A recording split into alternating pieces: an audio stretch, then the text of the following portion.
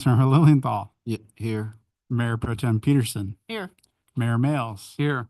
All members are present. Thank you, sir. At this time, members of the public may only comment on an item appearing on the agenda. Please adhere to the following when addressing the council. Comments will be limited to 3 minutes or less. Comments should be directed to the council as a whole and not directed to individual council members. City Clerk, are there any registered speakers? Mayor, there are no registered speakers. Thank you, sir. Council will now proceed to closed session. Thank you for joining us. A report of closed session will occur after the deliberations, and thank you. Thank you.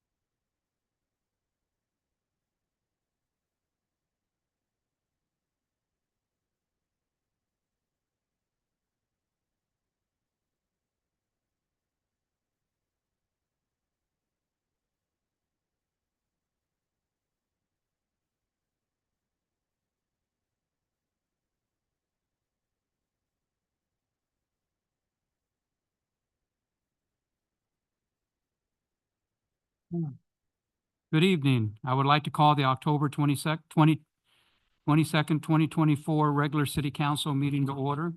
I would like to point out that this meeting is being hosted through live stream on the city's website. I would like to remind council to have their microphones turned on and positioned so the audience can hear. City Clerk, may we have roll call, please? Thank you, Mayor. Councilmember Kendrick. Here. Councilmember Krupa. Here. Councilmember Lilienthal. Here. Mayor Pro Tem Peterson. Here. Mayor Males. Here. All members are present. Okay, we're going to start off with the invocation and the flag salute. And Christian Tikas will give the invocation with Councilmember Linda Krupa giving the flag salute. Please stand.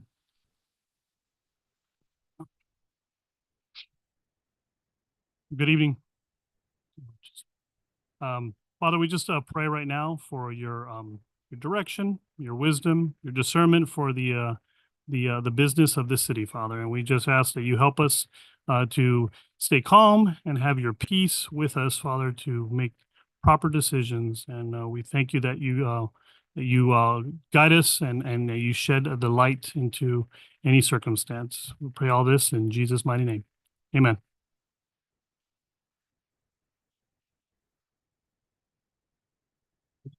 The flag of the United States of America, and to the republic for which it stands, one nation, under God, indivisible, with liberty and justice for all.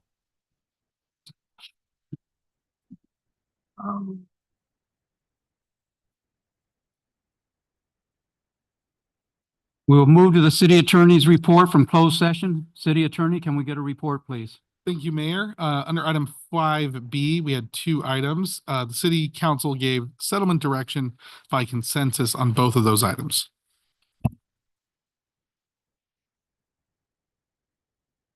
Thank you, City Attorney. We'll now move to communications from the public. There is a 3-minute per person time limit for all general public comments on non-public hearing items. All who wish to speak, including council members and staff, need to be recognized by the mayor before speaking. Please state your name and item you are commenting on before speaking. We will take public comments for items listed on the agenda. Mayor, we have one public comment for items on the agenda. It's 17G, Thomas Miranda, Francesca Garcia, and Dr. Stephanie Bruce. Will you please step up, please, to the podium? Following that speaker, the next speaker is Andrew Allen. Feel free to line up behind the podium.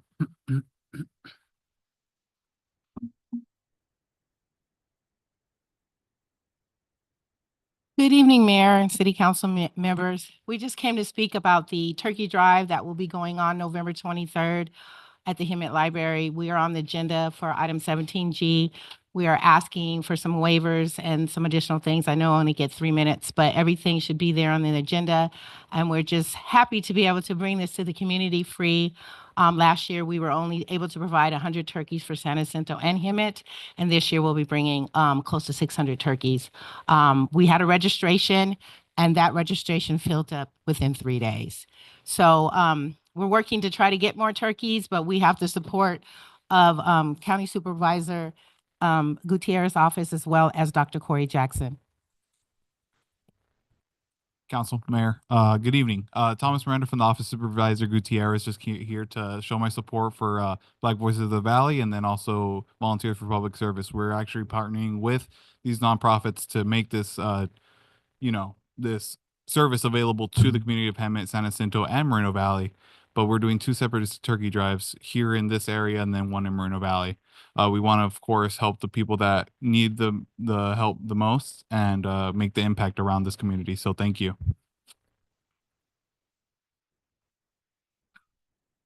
I pretty much covered everything. Just wanted to let you guys know that we are here for everybody's support. We are so glad that we were able to bring 600 turkeys or close to 600 turkeys here to the Hemet San Jacinto Valley. So thank you very much. Hi.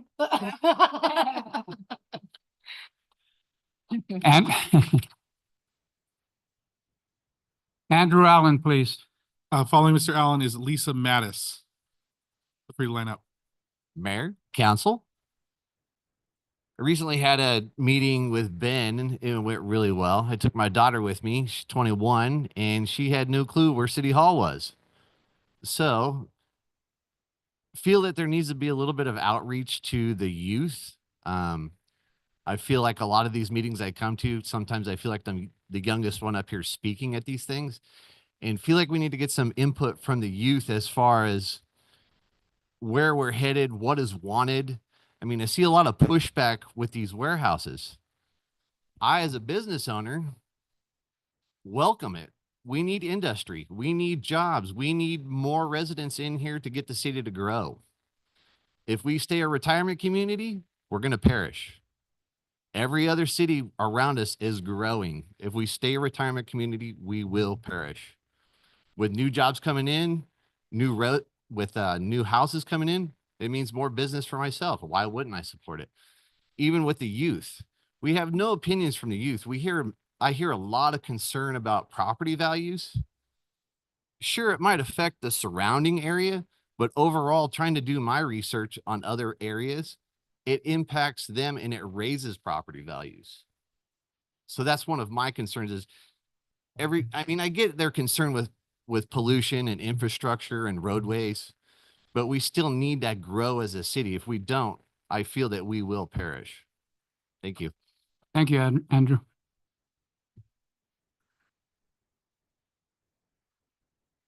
Lisa Mattis, Following Ms. Mattis is Mandy Diaz.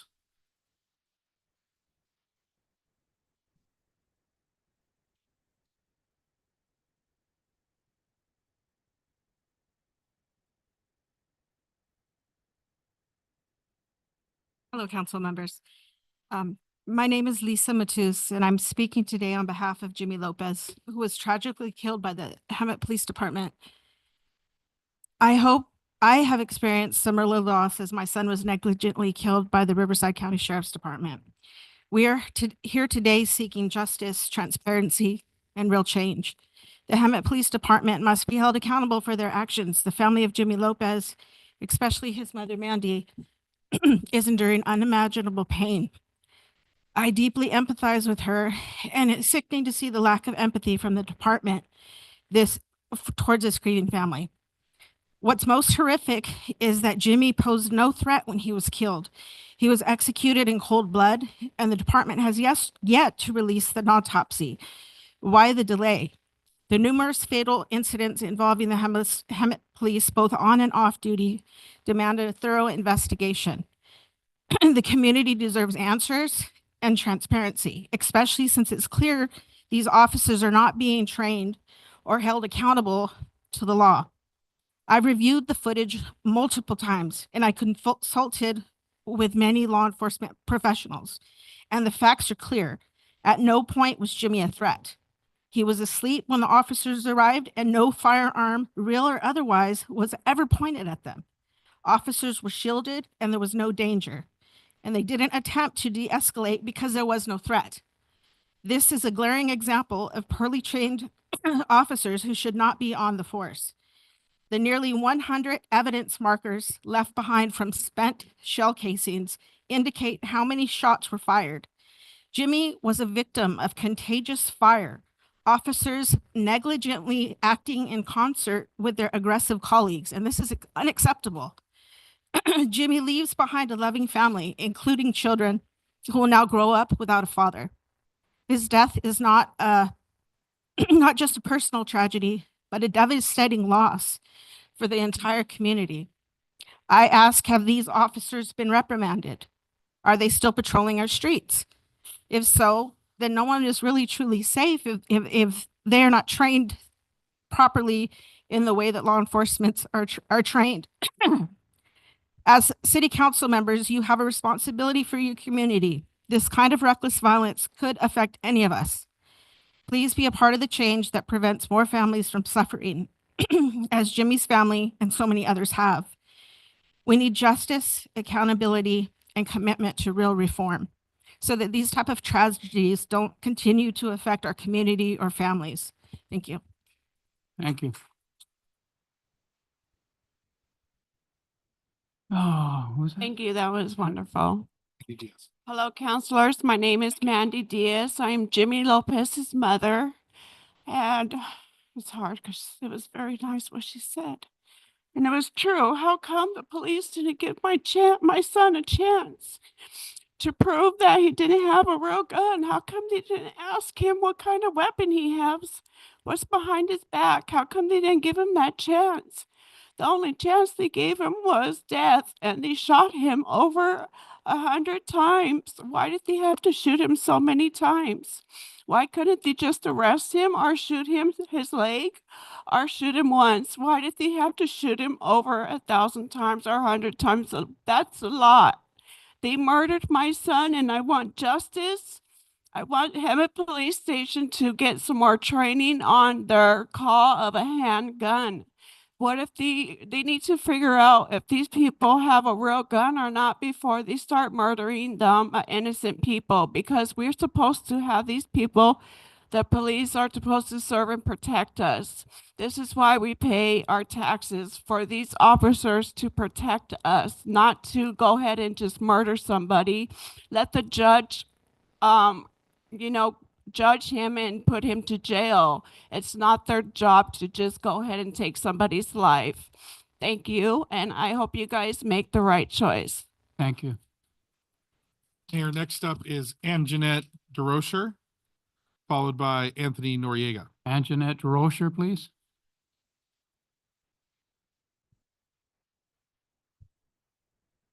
Hello, ladies and gentlemen of the City Council and members of the community.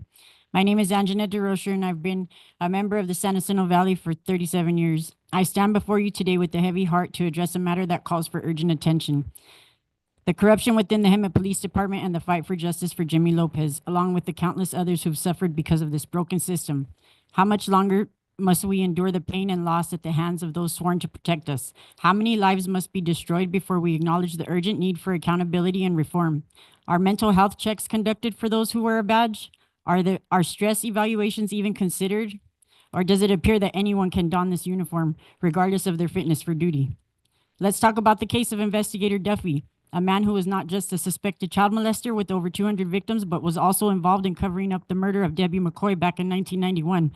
This is not just a stain on our community, it's a deep wound. After more than 30 years, this case has been reopened, and another investigation will go into the hands of a person with little evidence now that so much time has passed, and that isn't fair to anyone on either end. Not to mention the tax dollars used to do this, as well as the payouts to victims due to these tyrants in uniform. How much longer will we be forced to fund this cycle of corruption? Duffy's actions were a disgrace to law enforcement, and yet it seems that those empowered chose to sweep his crimes under the rug instead of seeking justice for his victims. Is that what's happening with Jimmy Lopez also? Is he being swept under the rug? These are things the community should be aware of because it's absolutely unacceptable. Mr. Mills, with all due respect, the bond that you share with the Hemet law enforcement is crucial to you, but recognize that at the same time, this department must also be held to a standard of ethics and integrity. Crime flourishes when respect for the law erodes. Communities lose faith in those who are meant to serve them when they behave like tyrants, misusing their power and authority. This is a call for action. We need to restore that trust, rebuild that faith, and ensure that no more innocent lives are lost due to the negligence or malice of those tasked with keeping us safe. Justice for Jimmy Lopez, justice for Debbie McCoy, and so many others affected by the Hemet Police Department. Honor their memories and let us unite to demand accountability and transparency. Without justice, there will be no peace. It's time to prosecute the police. Thank you. Thank you. Anthony Noriega, please. Followed by Roy Fales. Good evening, Mayor, council members, and the community. My name is Anthony Noriega. I'm the District Director with the League of United Latin American Citizens. I'm here to talk about the killing of Jimmy Lopez. It has been 110 days since Jimmy Lopez was tragically killed by the Hemet Police Department on July 4th. 88 days since July 26th that the Lopez Diaz family filed a lawsuit seeking justice. 40 days since the September 12th that I, on behalf of the League of United Latin American Citizens, filed a formal complaint against the Hemet Police Department. It has been since July 6th, 108 days that the community that the community has continued to peacefully protest every Saturday, seeking answers, transparency, and justice for Jimmy Lopez's death. The resolve of the family, the resolve of the friends, and the supporters in the community has only grown stronger. Their demand for accountability is unshakable despite the silence from the Hemet Police Department. To this day, there has been no response from Chief Arellano or the department. We still don't know how many times Jimmy was shot at, whether it was 3 times or 100 times. The autopsy report has not been shared with the family, much less the community. This reflects a lack of accountability and transparency despite the claim from the department that they are accountable and transparent. The community deserves answers. Hemet deserves leadership that is accountable and responsible. The silence of the Hemet Police Department can be heard within the chamber of the Hemet City Hall. From the outset, we chose not to hold a press conference, allowing Chief Arellano and the city the opportunity to address the complaint in good faith. However, continued silence has compelled us to explore escalating the matter. We are consulting with the FBI and the Civil Rights Commission about potential actions and preparing a press release to ensure that our voices are heard. In addition, Richard Ramirez, who was here last month, is finalizing his complaint against the department, and another individual has reached out to us to file their own complaint. The Latino community, the minority community, cannot continue to mistrust the police. They deserve to feel protected, respected, and treated with fairness and dignity. When we say the Pledge of Allegiance, and justice for all is what we are seeking. They deserve a system that works for them, not against them. Rebuilding trust requires genuine effort from the Hemet law enforcement to engage with the community, address the systemic issues, and ensure that justice is served equally for everybody. Thank you very much. Thank you. Roy Fales, I'm sorry. Following Mr. Fales is Gene Franza. Good evening, Hemet City Council. My name is Roy Fales. There was a statement brought up in a recent council meeting regarding developers having the ability to sue a city or town that does not approve a project like a warehouse. The reality of this is that these projects are proposed on spec, meaning that there is no entitlement to developers that the proposed projects have a right to be built. In current case law, the California court also clarified the limitations on a developer's ability to state a claim for denial of procedural due process because it had no claim of entitlement. The court held that the developer could not adequately allege an equal protection claim. The court cited a U.S. Supreme Court decision, Enquist versus Oregon Department of Agriculture, will held that the class of one theory of equal protection has no application in the context of issues which involve a complex discretionary decision-making. The Court of Appeals applied this rule in the land use context, holding that the proposed project presented complex urban planning and land use issues. The court observed that the decision whether to approve such a project ordinarily would involve numerous public policy considerations and the exercise of discretion based on a subjective, individualized determination. Such a decision is the antithesis of exact opposite of the simple issue presented in other equal protection cases concerning the consistent imposition of a single requirement. These have multiple requirements. Please keep in mind California law AB 98 severely limits how and where warehouses can be built, even though it does not go into effect until January 2026. It would be totally lawful to deny these projects based on the conditions of the new law, solely citing the spirit of the law soon to go in effect, which was backed by tens of millions of California residents. The lawsuits the city of Hemet needs to be worried about would be brought by the citizens of Hemet. Regarding citizen lawsuits, the Banning, Bloomington, and Moreno Valley warehouse projects were shelved after multiple lawsuits were filed by the local citizens and upheld in court. In short, the developers can't sue you, but the citizens can sue the developers.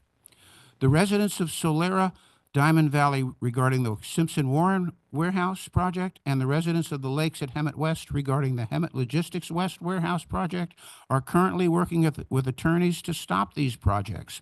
Please read the writing on the wall. A special thanks to my legal counsel for the case law. Thank you. Thank you.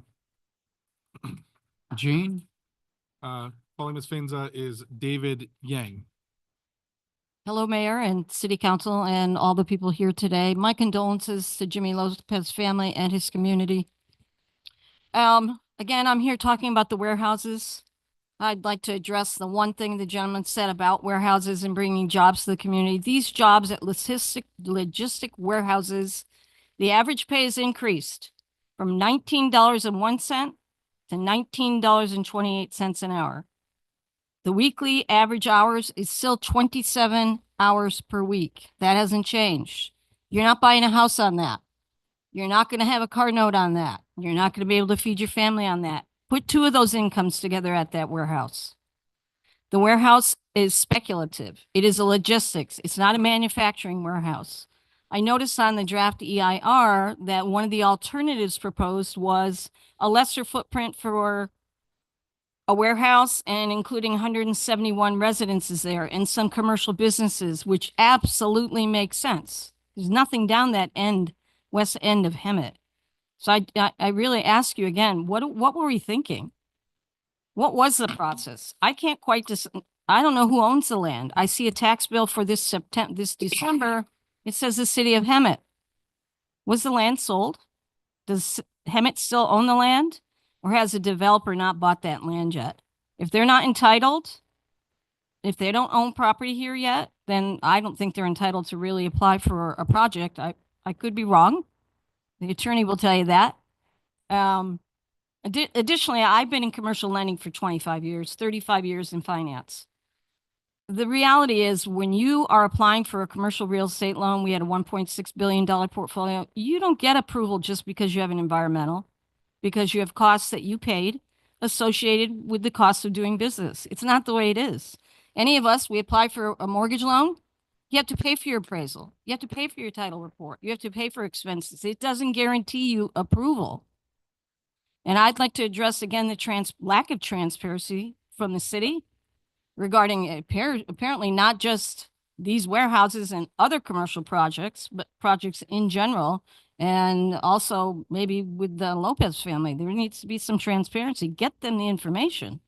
I'm not here to talk about that, but while I'm here, I'll address that as well. I really, again, ask you to hold town halls, engage the youth. We had a young lady here from the Searle family last week at one of the meetings. She was a young lady speaking for the youth against the warehouse projects and the health problems that it would cause for the youth in the community. I mean, so it's not just that we need low-paying jobs. Get a trade school out there. I don't think I'm up my 3 minutes yet. A trade school is not zoned. It is? You didn't set the light. There it is. All right. Okay. The zoning is against trade schools here. I don't understand why. Thank you. David Yang? Followed by Pam Yang. Good evening. Everybody here? Can they hear me? Okay, my name is David Yang, and I live in Hemet. And I've heard a lot about these warehouses, but only very recently.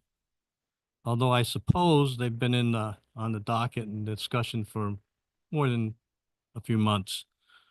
But I've got some observations, and some of these are I guess, very legitimate.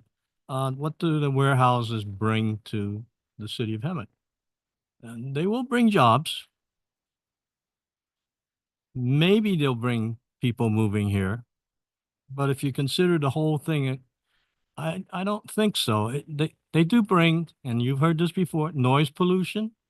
air pollution, which affects our health, destruction of our roads, which is going to cost the city millions to fix, congestion, and we all love congestion, and the devaluation of home values. And that's because people that see this coming aren't going to want to move to Hemet. Do you want to move to a place that's full of large warehouses cringing on residential areas? Do you want to move to a place that's going to have higher pollution than most of the state, which is already very polluted? So, okay, let's say they do bring some jobs. I haven't heard how many jobs they're going to bring, partially because they don't know what's going to go into these warehouses. They are speculative. And one of the things that's inevitable for warehouses and manufacturing in general is automation. So when you bring jobs to a facility like a warehouse, that is just crying for cost savings by automation. And if you bring people in here to work for how much money, when their jobs are automated, they're unemployed, and they join the roles of unemployed people in the city of Hemet. So, I just don't understand the logic behind doing this. And I love this town. We moved here because it was affordable, it was a peaceful area, and we would like to keep it that way. And so I'm just voicing my disappointment that we're going to possibly see all these warehouses here. Thank you. Thank you, Mr. Yang. Pam Yang. Next speaker is Robert Arocho. Feel free to line up. Good evening. My name is Pam Yang, and I'm a resident in a 55-plus community near the proposed 2.2 million square foot warehouse currently being considered by the city of Hemet near the intersection of Warren and Simpson.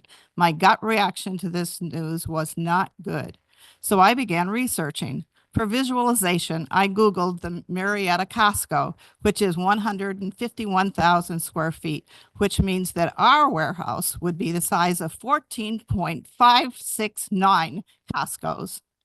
I understand that the city of Hemet's stated goal for the development is to create livable neighborhoods and sustain high-quality life for the Hemet citizens, and further, to make Hemet a desirable place to live, work, and play. So I find it interesting that when I began researching, study after study claims how detrimental warehouses can be for the health of the nearby communities. And when I consider the nearby developments with small children and ours with elderly people, I lost my place.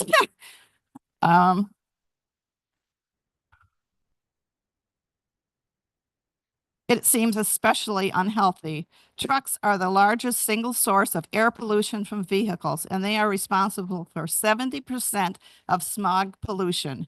Seniors are especially vulnerable to the air pollution caused by big rig diesel trucks. I have heard numbers suggested that 500 trucks a day per 1 million square feet in warehouses would put our warehouse at near over 1,000 trucks a day. Further research indicates that house values in nearby communities will be adversely affected. Many seniors have had much of their savings tied up in their homes, and that will limit their possibilities after Del Webb. Also, the taxes that the city may gain via the warehouses will be greatly offset by the loss of evaluation of the homes. I'm not even going to go into the destruction of the streets leading into and out of the warehouses, not even going to go into the rumble past our windows day and night. As a reminder, the city of Hemet's goal is to create viable neighborhoods and sustain high quality of life for Hemet citizens, and to make Hemet a desirable place to live, work, and play.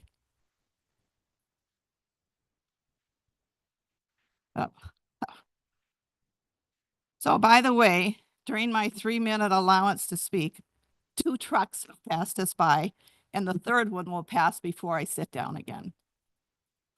Thank you. Robert Arocho? Next speaker is Joe Wood. Feel free to line up. Thank you. Yeah, I didn't really prepare anything for this. I live in Solera Diamond, and I've been here about 4 years. I grew up around the area in the valley, went to high school in Lake Elsinore. My father worked in a barbershop here in Hemet back in the 70s. So I'm familiar with the area. And after being away for 40 some odd years, my wife and I decided to move back. We looked for a place in Lake Elsinore, but we liked Hemet better. So we bought our place here, and we enjoy this as a bedroom community. Lake Elsinore was always a bedroom community. All our parents worked in Riverside or LA or Clemente. So we're okay with that. I'm only kind of disillusioned with the fact that the city would consider warehouses as a future for Hemet. That's almost like low-hanging fruit, because you're not generating any wealth with warehouse. Minimum wage, whatever that is, at whatever time they start. Whereas if you would add a hospital or anything in healthcare, you're talking about a higher wage. People could afford homes in the area, or even further education facilities in the neighborhood. So I think we're selling ourselves short by looking at just a warehouse as a quick fix to the community's problems. Thank you. Thank you. Joe? Next speaker is Trish McClure. Yes, my name is Joe Wood. I'm also a resident at Solera Diamond Valley. I want to thank the council for allowing us to speak here tonight regarding the warehouse issue. There's been many things brought up over the last couple of weeks, but one of the things that is surprising to me is how quiet this project has been kept, not intentionally, but out of the news, out of the awareness of most of the residents that would be affected by it. About 2 months ago, I learned about it, and my wife and I, who lived here for 5 years, put our house on the market in anticipation that house values will probably go down if this warehouse is built. As a result of that, our first open house had a flyer on the porch: beware of warehouses, which not a good advertising tool. If you look at Zillow and Realtor.com, just over the last 2 months, there's been a 300% increase in listings between Saddle Point, Solera Diamond Valley, Four Seasons residents over off of Florida. That should be an indication of the nervousness that residents have about these projects coming in and the ultimate effect that it may have on real estate values. Many people have asked, what's in it for the city? There's been talk that the revenue that could be generated from these warehouses, either through sales tax or inventory tax, is probably about 25% of what the county gets. And the question is, with the Planning Commission, is that really enough to help maintain the roads from the damage that's anticipated from all the truck traffic and so forth? It's surprising to me that if the planning department makes a final recommendation to the city council that they accept this project and that it moves forward, it seems to me it would be unconscionable for them to do so. The number of people that have talked about the health concerns, the environmental concerns, the property value concerns, the list goes on and on and on. It should be a strong indication to the council to take this project and our concerns very, very seriously. And I appreciate your time very much. Thank you. Thank you. Trish McClure. Next speaker is Carol. Are you Carol? Yeah. Okay. So they're together. Okay. Carol. Following Trish and Carol. Oh, wait. Deidre.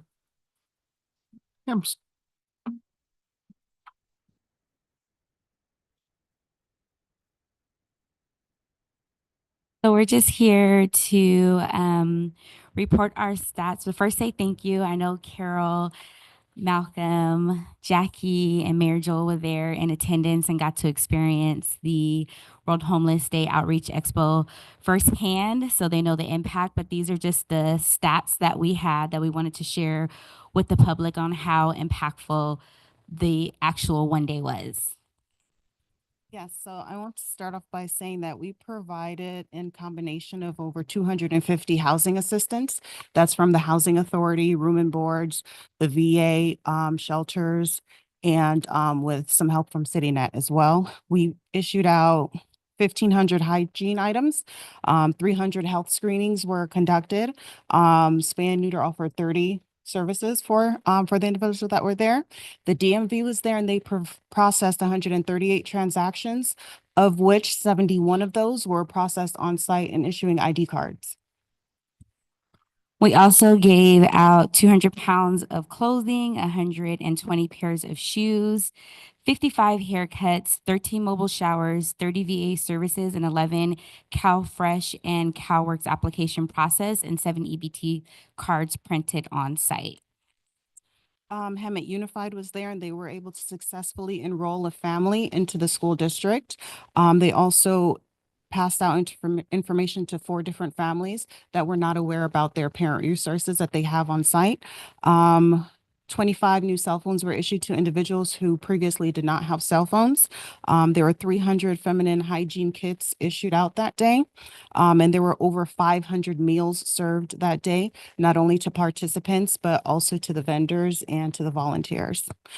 We made 100 business connections, one of which was the owners of Chick-fil-A in Menifee, because they sponsored breakfast. They came by and they were overwhelmed with the response that they received, not only from the participants housed and unhoused.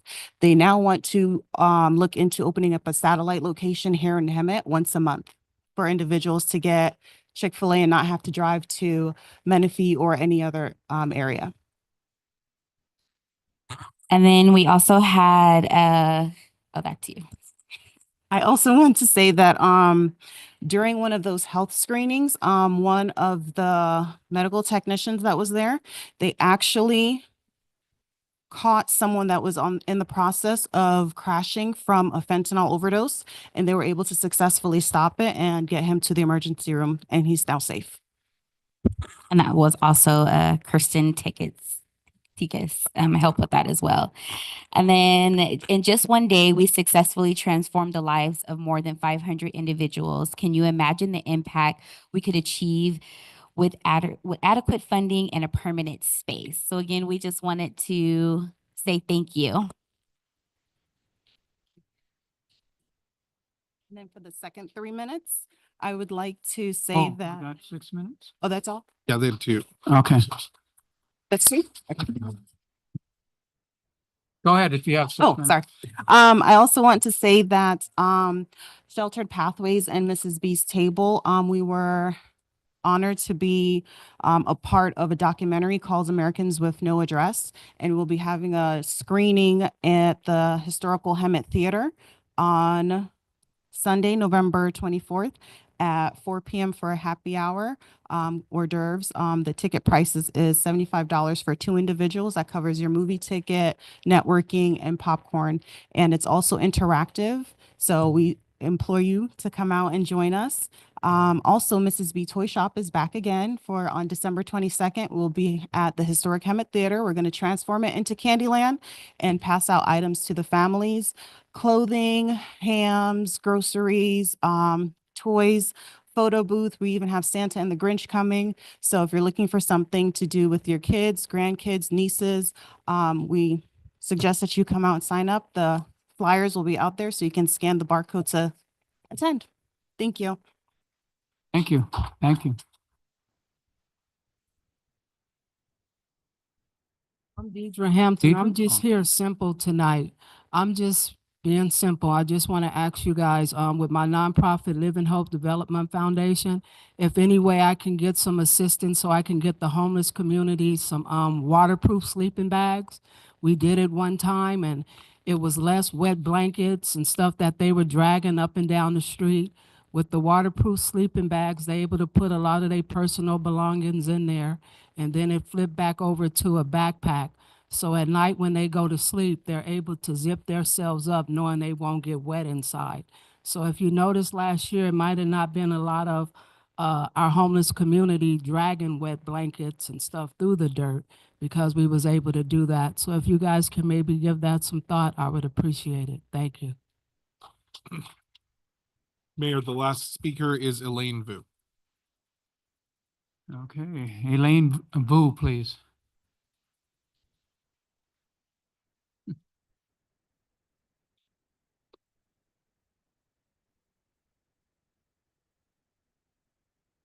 Thank you, Mayor and Board, for your time here, and thank you, police officers, for making our place safe.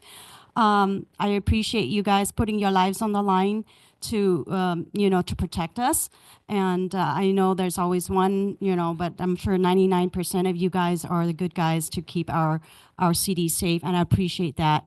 I'm here because I have a property in Willowalk community, and I feel like I've been discriminated, and I've been keep having fines after fines, and my tenant has been targeted and didn't even get the mail key, didn't even get the transponder, and she still haven't gotten it, and they keep finding me, and they target me. They said, I have to paint my whole entire house, and that's very costly. I've actually had to work in Orange County. I have to run back, and I'm just tired. Another thing I really wanted to ask is that the city can have like a telephone conference, like I can just call in, I can just be part of the meeting wherever I'm at. If that's something the city would consider, so I can, attend more city council meetings in the future. But anyway, so my Willowalk, the Willowalk community, I know that the neighbor next door to me, the house is way worse than mine. And he said, oh, we just got recommended, but we don't have fine like you. So I was like, fine, and I have to, attend the hearing. And I did went to the hearing, and then I found out that there are neighbors that just got the neighbors to sign the form that if their house is not an eyesore by the neighbors, that they don't have to sign. So I did that, and they still said, nope, you gotta sign, you gotta paint your house, and you're gonna be fined $150. If within 30 days, and you're gonna keep if you don't do it, you're gonna keep fining you again and again. And they've been fining me like yin yang. And so I don't know, Mr. Mayor, if you could help me. This is definitely a bully, and that's just not right. And there are other people who also, like me, who are homeowners too, and they attended the meeting, and they had like mailbox issues, got mailbox stolen, and they still didn't take care of it. And then here, just like paint issues, which is very minor, and it's very decent, and they still make us paint, and some of us are like struggling, and they didn't care. I went through surgery, my mom went through surgery, and despite that, I still pay the fines. I have several fines, and I fixed everything, and still it wasn't enough for them. And so I like to ask if you can help to step in and help protect our community with mailboxes and stealing, and they still haven't, even to this day. My tenant, she finally got the key because she always been several months chasing after the mailbox. So the mailman felt sorry for her, so he just changed the lock for her, and just gave her the key because they never gave her the mail key. And then the transponder, 2 of them that they gave did not work. And then they emailed me, oh, somehow they couldn't have the key.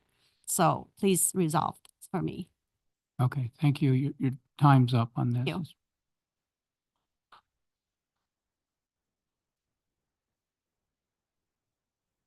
We will move on to presentations.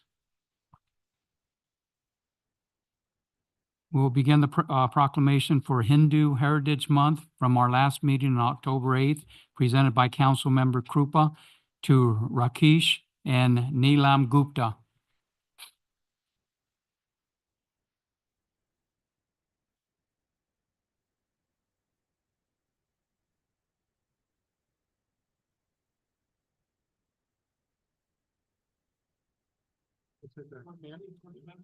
Oh, Mike.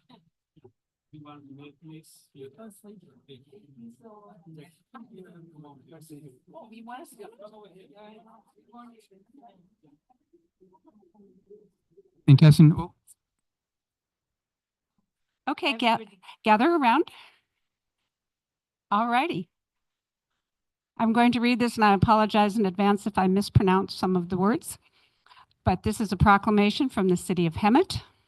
Whereas the city of Hemet is enriched by the diverse cultural, ethnic, and religious landscape, including a significant Hindu American population. And whereas the Hemet community appreciates the valuable contributions of Hindu Americans in various fields like education, science, law, medicine, and technology, and acknowledges their profound community service. The year of 2024 marks significant anniversaries related to Hinduism impact in the United States, including Swami Vivekananda. Thank you. The 1893 address to the World's Parliament of Religions in Chicago. And whereas Hindu Americans and the Vedanta philosophy have significantly influenced notable intellectuals such as President John Adams, Henry David Thoreau, Ralph Waldo Emerson, Walt Whitman, J.D. Salinger, Christopher Isherwood, Aldous Huxley, Houston Smith, and Joseph Campbell. Hindu Americans uphold the principles of pluralism, religious freedom, equality, and justice, and contribute positively to the city's vitality and well-being. And whereas Hindu Americans are engaged in selfless service, known as Seva, toward their fellow human beings with programs like Sewa Diwali and an annual food donation drive, which enhances the social fabric of the city of Hemet. And whereas Ahimsa, a foundational principle of non-harm in Hinduism, aligns with City of Hemet's commitment to fostering a community of respect and unity.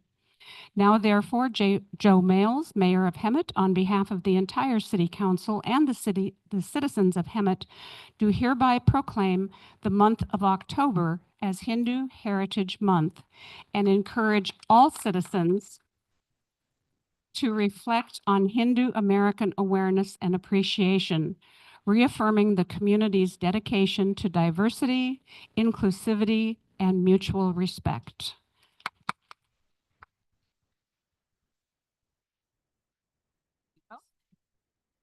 Proclamation. Okay. We'll have some. Yeah. Come for. Yeah, we make it too. Come a little bit forward. Yeah. Come a little bit forward. Little bit. Acha. One more. Alka come. Come on, Alka. Come on.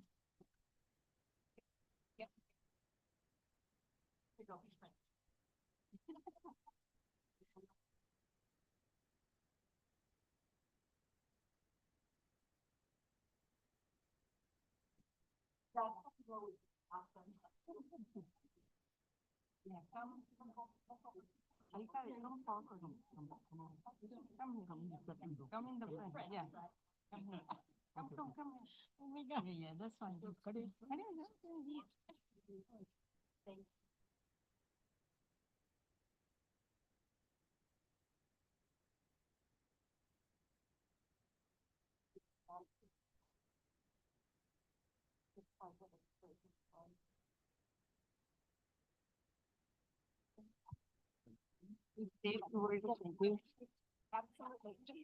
This, thank you so much for doing this for us, for Hindu community. And I want to say that I've been in this town. We've been in this town since 1989, and we are the physicians, and there are a lot of physicians here, but we have physician, IT, and businessmen in this community who brought a lot to Hemet. And we've seen Hemet growing over the years since 1989. And now we have Om Spiritual Center here, our temple also. So as the proclamation say, we come with a rich cultural heritage. And especially in month of October, we start with a lot of festivals, and a lot of our festival align with the moon cycle, So we start with Navaratri, is 9 days of rising moon, where is a full of energy in the air, and we fast and we dance and music and pray to trap that energy. And then it comes the Shera, which is winning of the good over the evil. And then comes the Diwali festival, which is a row of light, light over the darkness, you know. So winning of the light over the darkness. So every festival has some meaning. And also we pray to deity sun. You know, our Gayatri mantra is the main mantra. It's one of the very powerful mantra, and we worship to the sun. And basic meaning is that give her that illuminating light to us, give us wisdom to take us to righteous path. So we are very honored to be recognized as a community here for our, and this is Dr. Oh, hi. Again, thanks again, City of Hammett and Mayor and all the councilmen for helping us recognize. We have been in this community.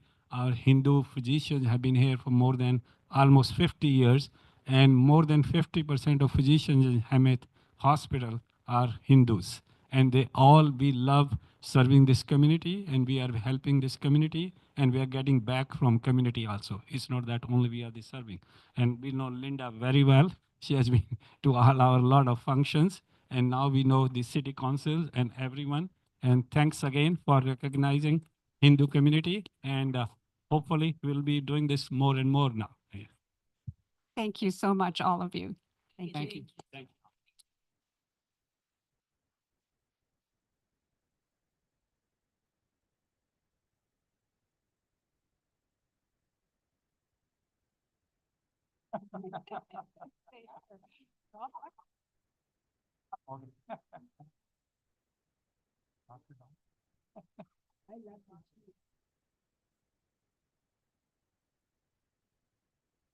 Whenever you want to come by, you're more than welcome to come by. Okay. You guys.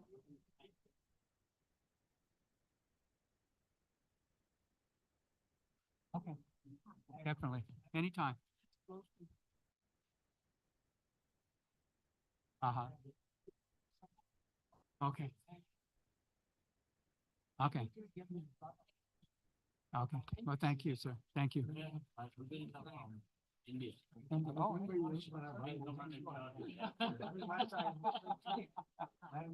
Okay, we have to continue.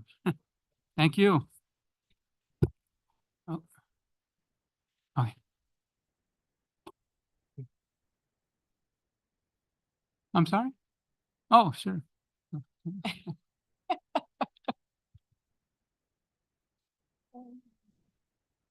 All right. The next proclamation will be for Breast Cancer Awareness Month, presented by Mayor Pro Tem Peterson to Alfie Norman, a 6-year survivor of breast cancer. Sorry it took so long, Alfie. Good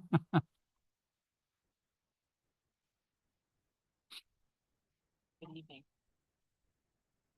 City of Hammett, California proclamation for Breast Cancer Awareness Month. Whereas October is Breast Cancer Awareness Month, it's a worldwide annual campaign that started in 1985 to increase awareness of the disease and to raise funds for research into its cause, prevention, diagnosis, treatment, and cure. And whereas breast cancer is the most common cancer and the second leading cause of cancer death after lung cancer in women in the United States. The chance of a woman having invasive breast cancer sometime during her life is about 1 in 8. And the American Cancer Society uses this opportunity to honor its commitment to raise awareness of breast cancer by hosting interactive educational activities and reminding women 45 and older to receive yearly mammograms, the single most effective screening tool to find breast cancer early. Since 1990, early detection and effective treatment have resulted in a 34% decline in breast cancer mortality in the U.S. And whereas the American Cancer Society sponsors the Making Strides Against Breast Cancer Walk, a powerful and inspiring opportunity to unite as a community to remember those lost to breast cancer, honor breast cancer survivors, and raise awareness about steps we can take to reduce the risk of getting breast cancer and raise money to fund groundbreaking breast cancer research, information, and 24/7 support. National Breast Cancer Awareness Month encourages everyone to make healthy lifestyle choices, such as eating the choices of a healthy lifestyle, such as eating a healthy diet, getting regular physical activity, and reducing the consumption of alcohol. These choices can help reduce their breast cancer risk. Therefore, Joe Males, Mayor of the City of Hemet, along with the Hemet City Council, do hereby proclaim the month of October 2024 as Breast Cancer Awareness Month and urge all citizens to take part in activities and observances designed to increase awareness and understanding of breast cancer, its human impact, and the work of the American Cancer Society. Presented October 22nd, 2024. Thank you. And it's really important for women to have checkups, even if it's just a slight pain. See your doctor, because if it goes into the lymph nodes, it also can attack your brain. So thank you for your support. Thank you.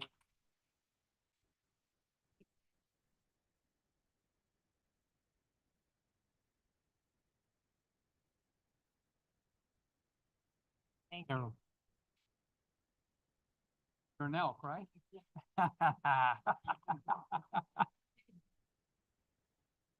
All right, next, hold on, let me introduce you. Our next proclamation will be for the Fire Prevention Week presented by Council Member Kendrick to Officer Ed Clark and Chief Eddie Sale. Good, good. Where? Can I come on over, Chief? Okay. Whereas the city of Hemet is committed to ensuring the safety and security of all those living in and visiting our city, and whereas fire is a serious public safety concern both locally and nationally, and homes are the locations of where people are at the greatest risk from fire, and whereas home fires killed more than 2,800 people in the United States in 2021, according to the National Fire Prevention Association, and fire departments in the United States responded to 338,000 home fires. And whereas cooking is the leading cause of home fires in the United States, and fire departments responded to more than 166,400 annually between 2016 and 2020. 2 of every 5 fire starts in the kitchen, with 31% of these fires resulting from unattended cooking.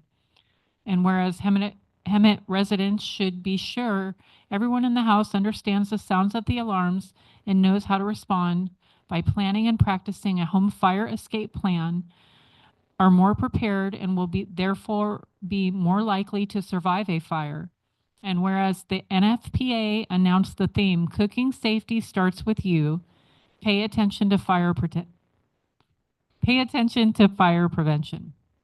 First responders are dedicated to reducing the occurrence of home fires and home injuries through prevention and protection education.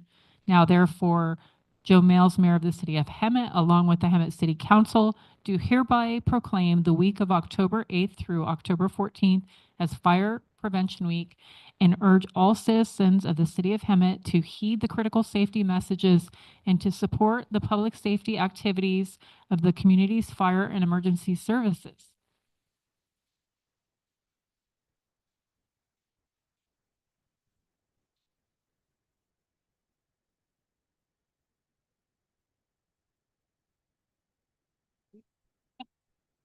Thank you. So since Fire Prevention Officer Clark is a man of few words, but of many actions, I had the pleasure of hiring him and Fire Prevention Officer Salas 2 years ago. And in that 2 years, they have inspected every school in the city of Hemet, the hospital, every single apartment complex, and now are tackling our hundreds of businesses. We did not have a robust fire prevention program over the last 10 years. And so we've made a dynamic turnaround into making sure our residents are safe and secure. So I can't thank them enough for their service. Thank you.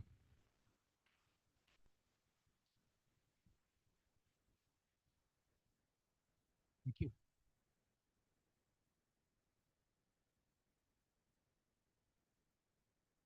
Our final proclamation for Red Ribbon Week will be presented by Council Member Malcolm Lilienthal to Amber Royer.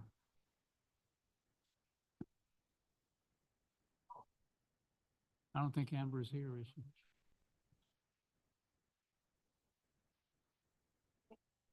Malcolm, Amber is not here.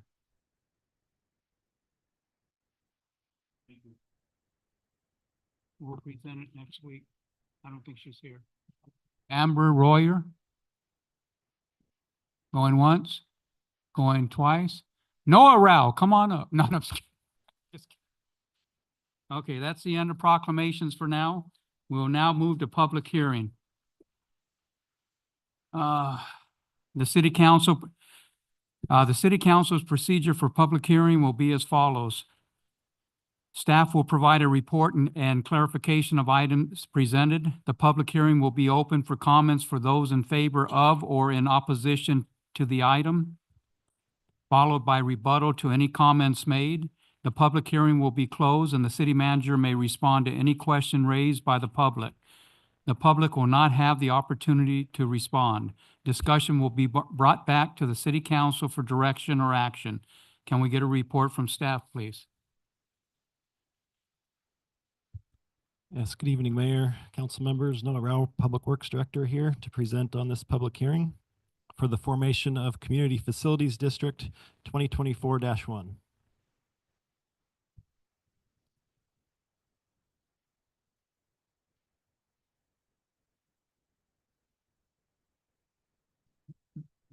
Works better if it's on. All right, the proposed action primarily supports the quality of life and organizational for effectiveness strategic goals to fund maintenance of public improvements into perpetuity. As you may remember from September 10th, I presented on this CFD formation at the resolution of intention. This CFD formation includes 2 initial zones and then can be used to annex new zones as development occurs in a very efficient manner anywhere within the city limits. The proposed CFD is composed of Special Tax A and Special Tax B. However, both zones 1 and 2 included in this initial formation only consist of a Special Tax A. Future zones may include a Special Tax B, which would be a contingent levy if maintenance was not performed properly and the city had to take over maintenance of the facility.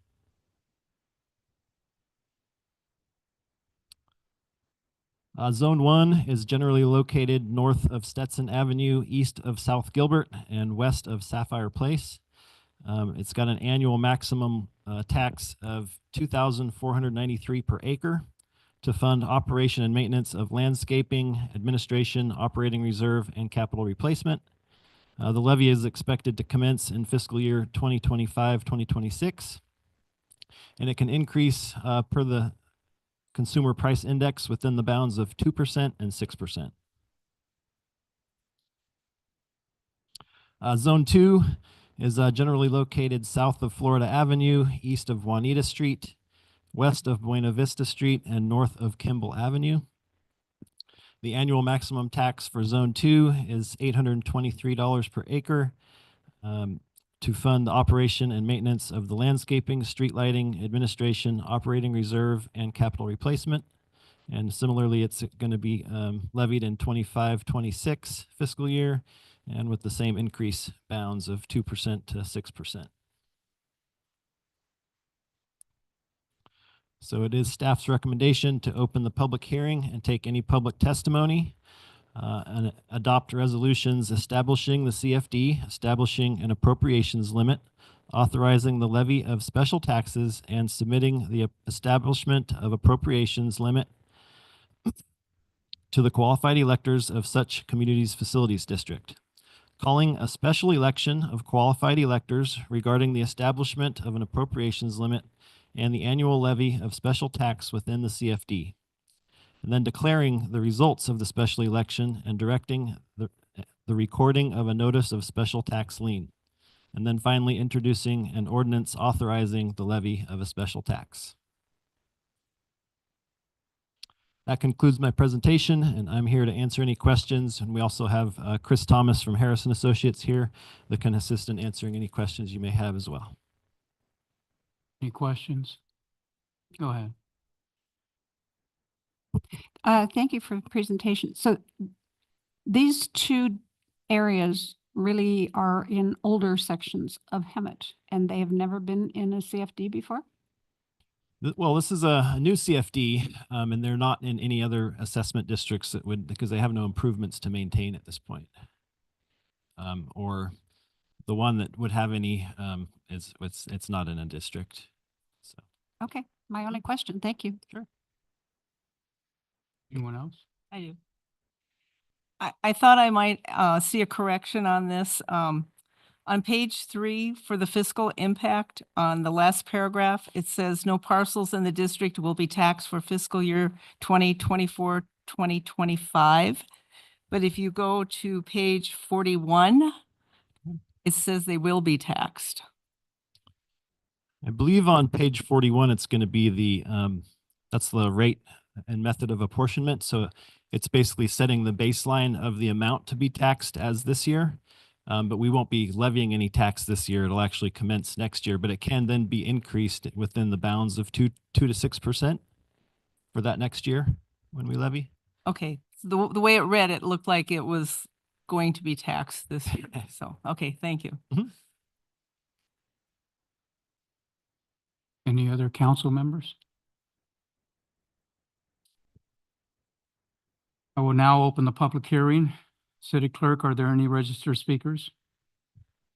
Mayor, there are no registered speakers, but I have received ballots to read into the record after you close the public hearing.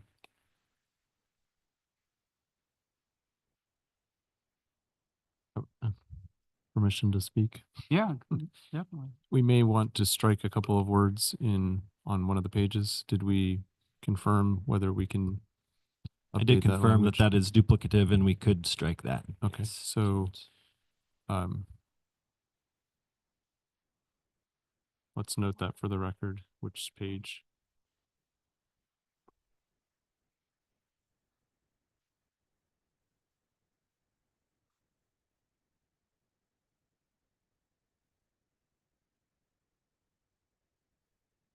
No, there's the other section that refers to the resolution of intention that you had brought to my attention. So we think we can strike about 7 words that are redundant on the other page. I believe it's page 31, but I need to double check that. I believe it's in the ordinance, so it's in I believe it's page 62 of 68.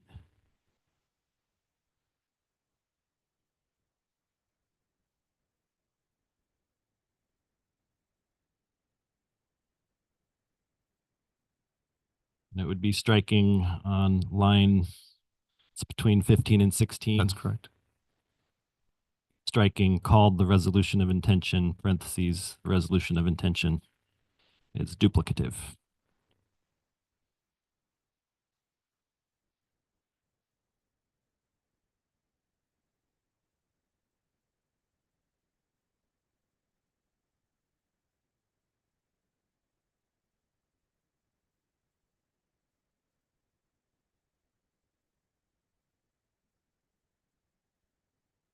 There's no registered speakers, Mayor, so if I may, can I read the results to the special election?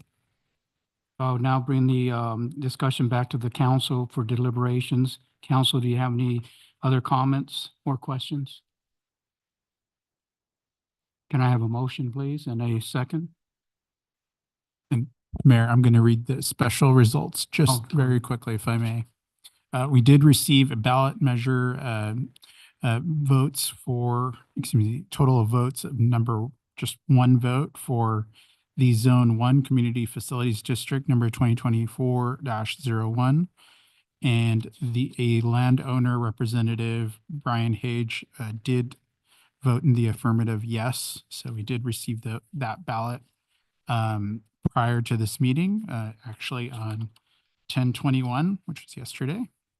And we received another ballot measure for the special election for Zone 2, Community Facilities District number 2024-01 for the APN 443-284-026 with a total of 3 votes. The authorized signatory was Jim Tuzidnik. He's the representative for SVP Facilities, and he signed off for the 3 votes in the affirmative. Those are the results for the special election, Mayor. Okay, all affirmative then. Great. And we still have to make a motion though here. Can I have a motion to approve the item? And a second, please. Move staff recommendation and waive full reading. Second. Council, please cast your votes. And I have a motion by Councilmember Krupa, second by Councilmember Lilienthal. That motion passes 5-0.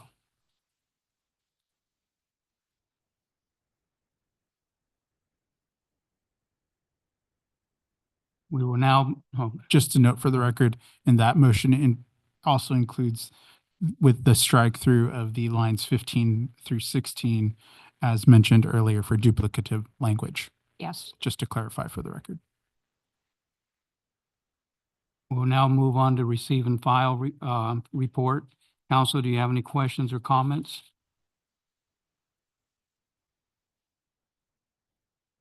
Nothing? Nope. We will receive and file the budget adjustments report.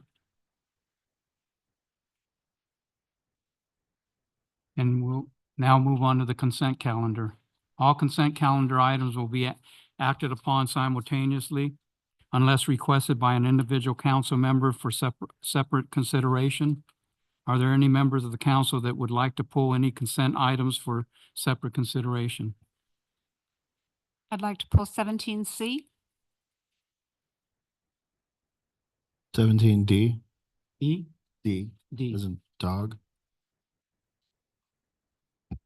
I need to recuse myself on 17D to the proximity of my residence. Okay. And I'd like to pull 17I. Any other items? Mayor, Yes, sir. I haven't heard it pulled, but I would ask that the motion to approve the consent calendar include a notation that there were a couple title references in the drop-off ordinance to government sponsored. The title sections are not operative, and so adjusting those doesn't require a second reading. But I recommend that the council's approval of consent items include a notation on that second reading that we're going to be striking those references to government sponsored. Okay, from the text. great. That's 17B. Okay. Perfect.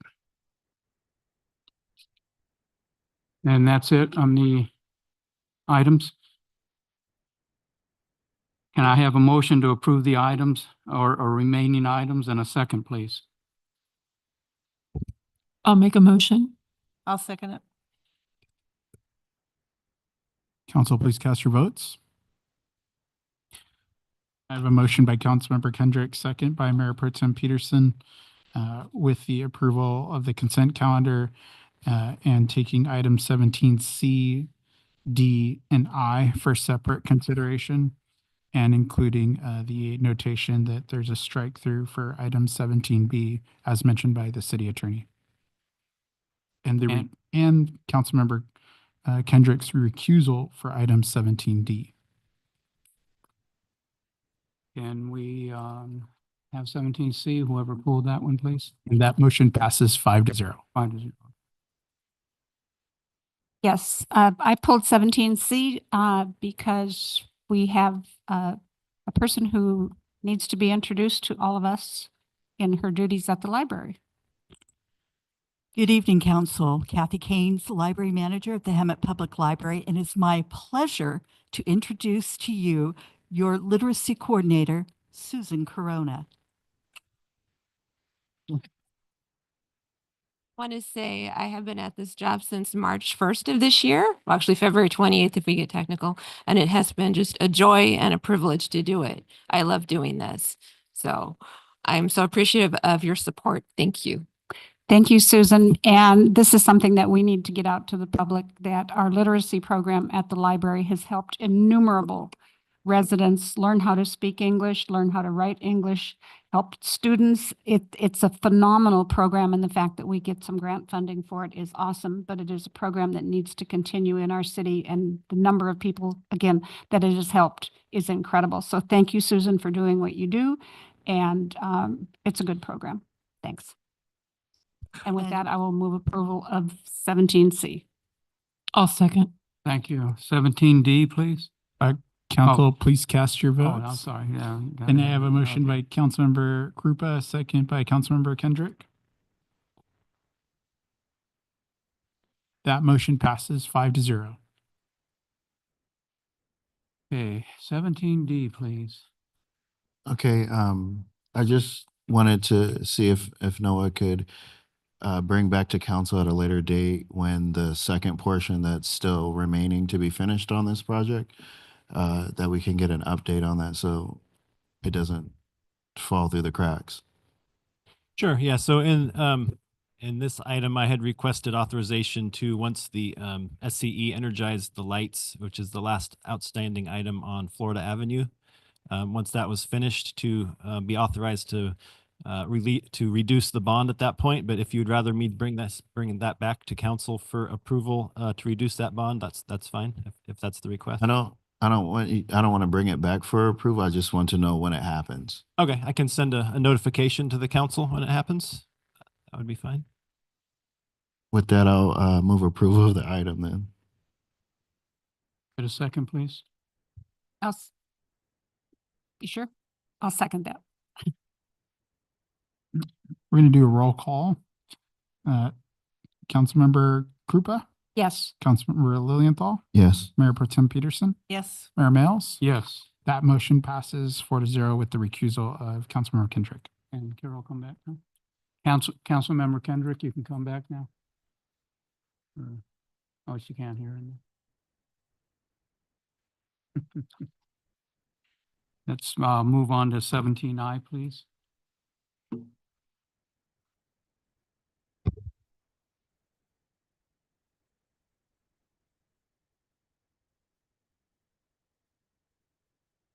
So on 17, I just had a question on the age of the engineer's estimate. It's approximately 5 months old, and we all know how prices can change quickly. So I just wanted to see if that is still adequate or if we need to get an updated one. Yeah, that's the current form that we use for all of our bonds and stuff right now. That's been updated within the last 6 months or 7 months or so. So it would be the same that anybody was doing anything right now would use. So it's still current? Correct. Okay, perfect. That's all I had. So I will make a motion to approve item 17I. Second. Council, please cast your votes. I have a motion by Councilmember Kendrick, second by Councilmember Lilienthal. That motion passes 5-0.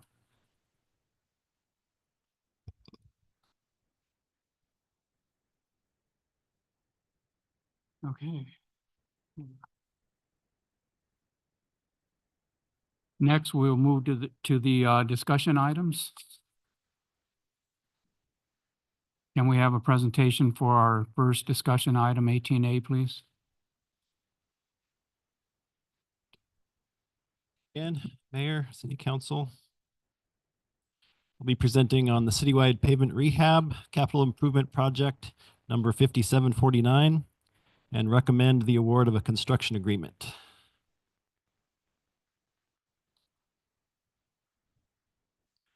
This project before you supports the strategic goals of quality of life, organizational effectiveness, and economic opportunity. This project consists of approximately 1.37 million square feet of pavement rehabilitation, This equates to approximately 21.6 lane miles or 7.2 street miles. The street segments shown in the table and in blue on the map. There was an additional almost 200,000 square feet or approximately 3.15 lane miles designed for this project. But due to the amount of the project that had already fallen into needing a little bit more than just a grind and overlay, we didn't have the budget to include that. So it was scaled back during the bid process as additive bids. And so we're not recommending those for award.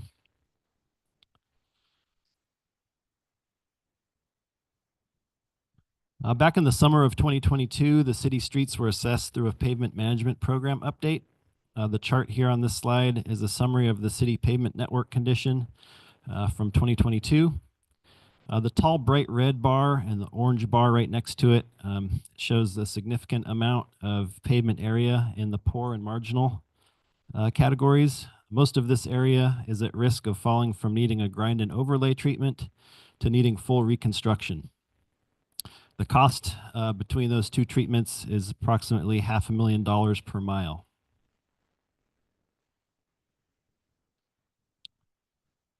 Calendar years 2023 and 2024 have seen a large increase in street projects compared to the prior years. Approximately 20 miles of rehab and almost 9 miles of maintenance are being put out in these 2 years. The increase in projects moving forward is due to several factors. One of the biggest ones is being this council authorized additional funding. They've been supporting and pushing this effort. And other efforts include applying for and receiving grant funding and increase in staff capacity to get the projects moving. Special thanks to our Deputy Public Works Director for that last one.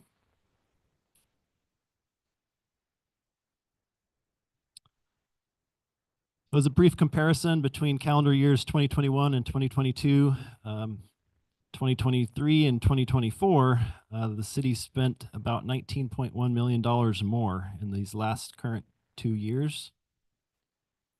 It's a big difference. A lot of projects. Even after awarding CIP 5749 this evening, we do still have several more projects in the close horizon totaling almost $10 million. And there's also a strategic plan initiative to propose options for a 20-year street rehabilitation plan. A pavement management program update is also planned in 2025, where all the streets will be resurveyed and rated. That concludes my presentation. I'm available to answer any questions that you may have. Council? Oh, yeah. Good job. However, on the bar chart. Yes. With the orange and the red and all of that, and I know we're going to go out for the next official survey in 2025, but in your esteemed opinion, how does that change those bars with what we have currently done and what we are going to approve tonight? Are we bringing down the red? Are we bringing down the orange? Are we adding to the yellow? What are we doing? As time passes, the tall red bar, there's some of that that's falling into the left and it's into full reconstruction mode. We're catching, some of that and it's helping. I think we're able to catch the orange. But it is, when you look at, the city has about 48 million square feet of pavement total. And, this project in itself is 1.37. So it's a chunk, but it's not 40% of our total. So we still have a long ways to go. I'd like to see an updated chart that you could just color it in. Because I think we do, need, the software package that we use, it uses a degradation curve. And so as we update and we do these streets, we have to kind of manually go in there and say what type of treatment it received, and it will update our overall rating for the city, and then we can kind of see where we are. But we do that for the 3 years in between. But then it's really good to get that new survey done so we know exactly where we are. Well, I think you guys are doing a great job. So thank you very much. Any other council members? Can you answer what will be the impact of reallocating the money from the highway users tax account? That's currently, it's an SB1 account, which is a gas tax. And so that specific portion of the gas tax is typically used for maintenance. And there's fund balance in there right now. So it's not currently allocated to any projects. So it shouldn't affect any, impact any other projects. Can you bring up the graph that Linda was speaking of?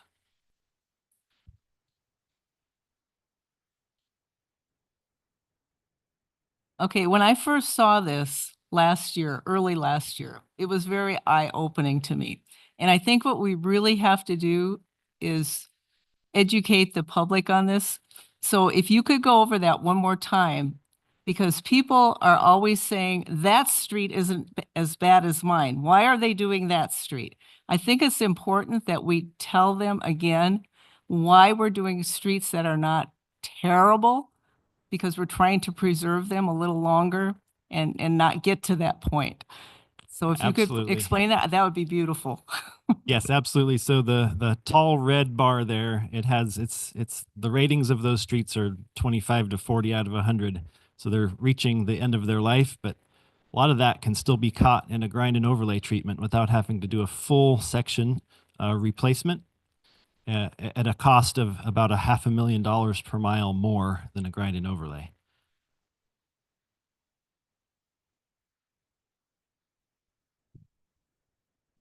We need the full number. So if it's a $500,000 more, what is the normal cost? I think with this project, we're looking at the grind and overlay portion is probably in the $800,000 a mile.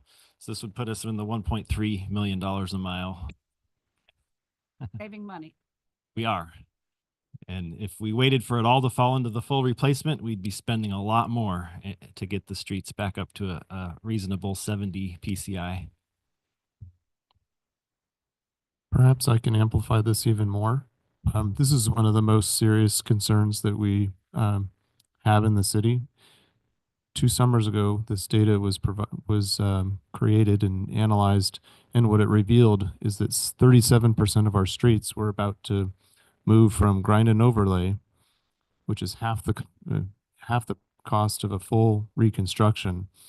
And if they all moved and we did nothing about those streets, we would have half of the streets in Hemet needing a full $1 million per mile. And with no more than approximately 300 miles of streets, that's just it's a cascading snowball that we have to stop. So the efforts to deliver these projects, unstick the projects that were stuck, and get these dollars out to repairing the streets is going to help save the city a lot of money long term. It doesn't cost as much to maintain these streets in good conditions, so we want to preserve all those greens. But we're targeting that large red column to try to save ourselves $500,000 or more per mile. And so while it is more expensive than the green, every mile we save can do about, we would be able to do for 2 miles of streets, that would save us $1 million, and we can do about 10 miles of streets with slurry seals and chip seals and keep them green. So we just want to stretch the dollar as much as possible. I think we have some good ideas for how to tackle this, but this is going to be the challenge ahead of us is really a several year challenge, which is why we're describing this as a 20-year strategy. It can go faster, but that would require public participation in the solution. Thank you. Thank you for your presentation. Can I have a motion to approve the item and a second, please? I'll make a motion to approve staff recommendation. I'll second it. Council, please cast your votes. I have a motion by Councilmember Lilienthal, a second by Mayor Pro Tem Peterson. That motion passes 5-0. Thank you, City Clerk. And we have a staff report on item 18B, please.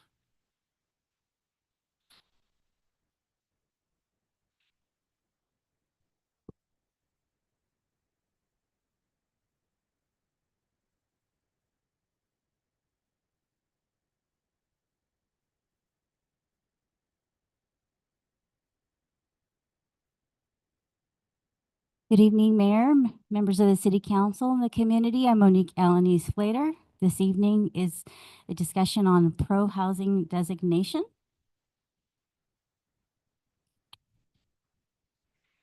The pro-housing designation is in alignment with the council goals for establishing a housing program.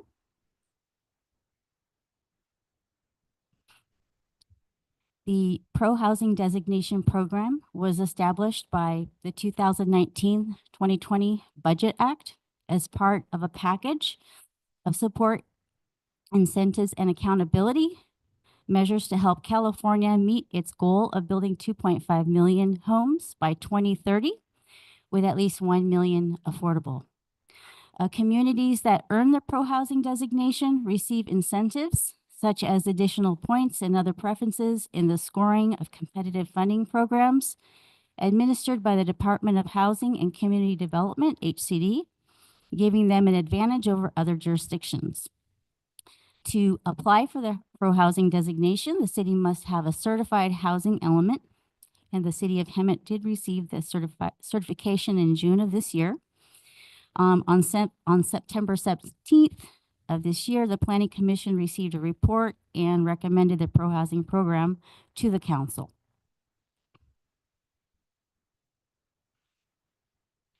On August 15th, 2024, the California Department of Housing and Community Development, HCD, announced the release of the Notice of Funding of Availability, NOFA, the grant program that seeks to award jurisdictions that receive pro-housing designation. Eligible applicants must use award funds towards planning or implementation activities related to housing. And under this program, based on the city's population, the grant would include 500,000 base award point funds and up to 500,000 in bonus award funds. The deadline to submit for the application is December 31st of 2024. However, in order to receive this, the city would also have to obtain the pro-housing designation by December 31st of 2024.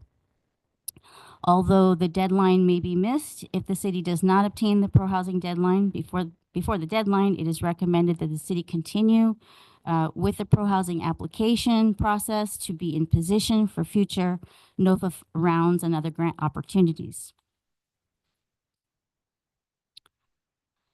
Awarding of the pro-housing designation is a non-competitive process. Any jurisdiction that meets the threshold criteria could be granted the pro-housing designation. Jurisdictions must receive a minimum score of 30 on the application. The scoring criteria is separated into 4 categories: favorable zoning and land use, acceleration of housing production and timeframes, reduction of construction and development costs, and providing financial subsidies.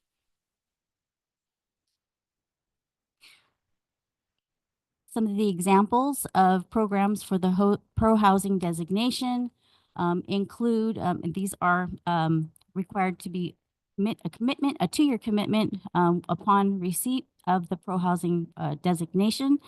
The programs would have to be implemented within 2 years. These are examples of pro-housing programs: workforce housing opportunity, streamline accessory dwelling unit ADU streamline permitting processes. Missing middle housing code update would allow for a smaller unit development, such as condominiums, triplexes, and fourplexes. The establishment of an inclusionary housing program, one-stop shop permitting process, transportation infrastructure for alternative modes of transportation, low cost should the council wish to reduce fees for affordable housing permits, subsidized affordable housing, as well as local housing trust fund, in addition to other programs such as anti-displacement program, or even potentially affordable housing on faith-based lands and higher education.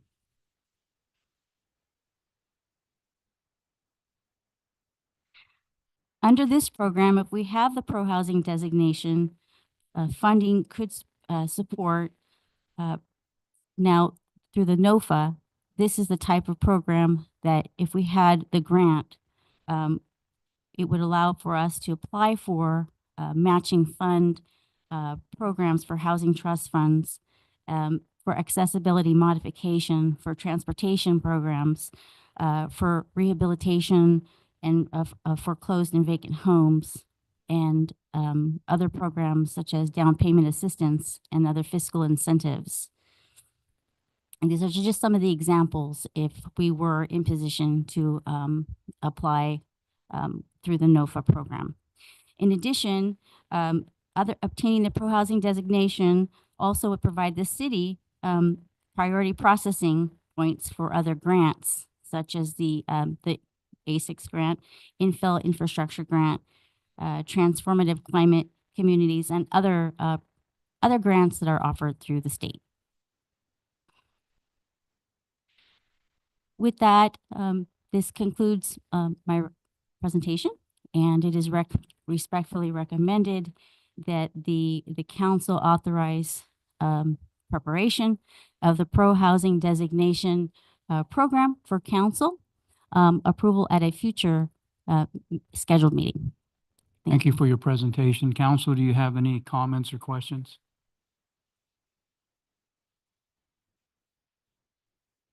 Monique, how do we plan on, can you talk about how, because, okay, so we're going to have some, like if this goes through, do you think that it could increase the amount of housing built in the city of Hemet? And then are we prepared to handle, like, would we have enough fire personnel to be able to handle more of these? Like, because to me, it sounds like dense stuff. It's not like spread out like these tract homes, possibly, right? So I'm thinking in terms of, I'm like, what measures do we have in place to ensure that we have planning for like water? You know, some places in Hemet can't even get water. So do we have anything that, as we build more like this, that we can keep up with it with all the other services concurrently? Right, that's a great question. So the pro-housing designation is in alignment with our housing element, and is required to apply for this program, we have to have a certified housing element, which establishes growth policies, housing policies, as well as inventory of available land for development, which we have a surplus of. As part of the housing element that was adopted, a water service infrastructure analysis was part of the analysis to determine, to make sure we have the capacity. However, as the city grows, we want to continue to follow the growth patterns of Riverside County. We want to be able to look at that as it aligns with our general plan and our ultimate build out conditions. So that's how we would address the current programs to address our current housing needs. Okay.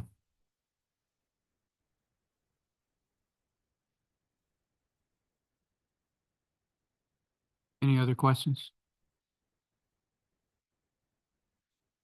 Can I have a motion to approve the item and a second, please? I'll make a motion to approve. Second. Council, please cast your votes.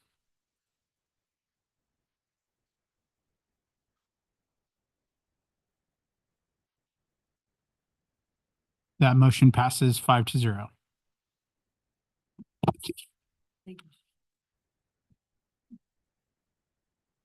Thank you, Monique. Can we have can we have a report from staff on item 18C, please? Yes, Mayor. This is your first quarter update for your fiscal year 24-25 action item list. So we have 39 initiatives that you've identified to move forward on. In our strategic planning and prioritization exercise, you prioritize these 39 initiatives from highest priority in green, high priority in yellow, an important priority in red. And so what we have is a pretty nice split between the green, yellow, and red. Each of these items has on the far right column and column F a status report.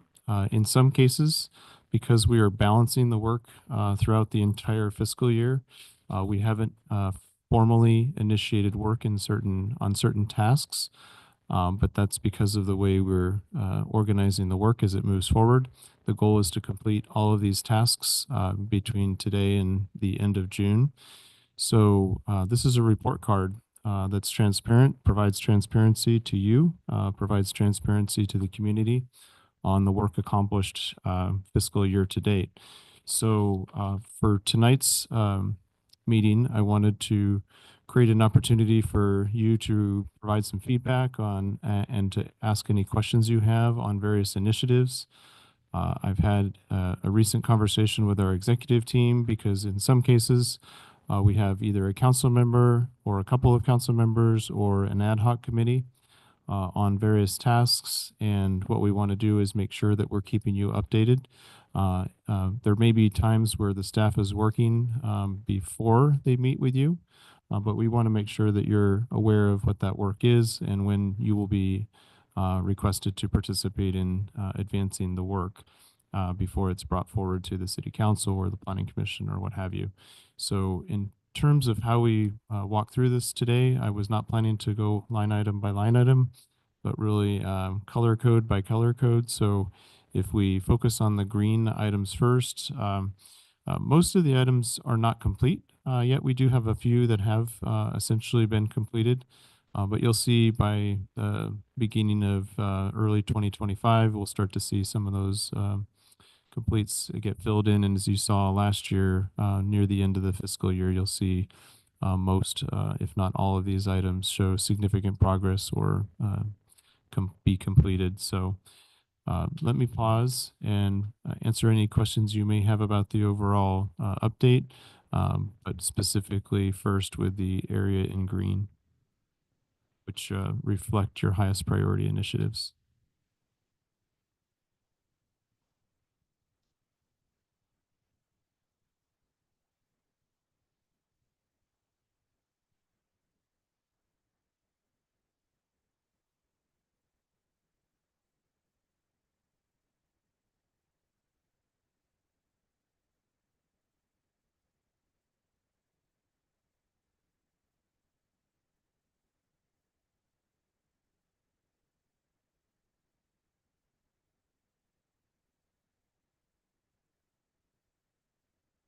Are we doing anything about that sign? I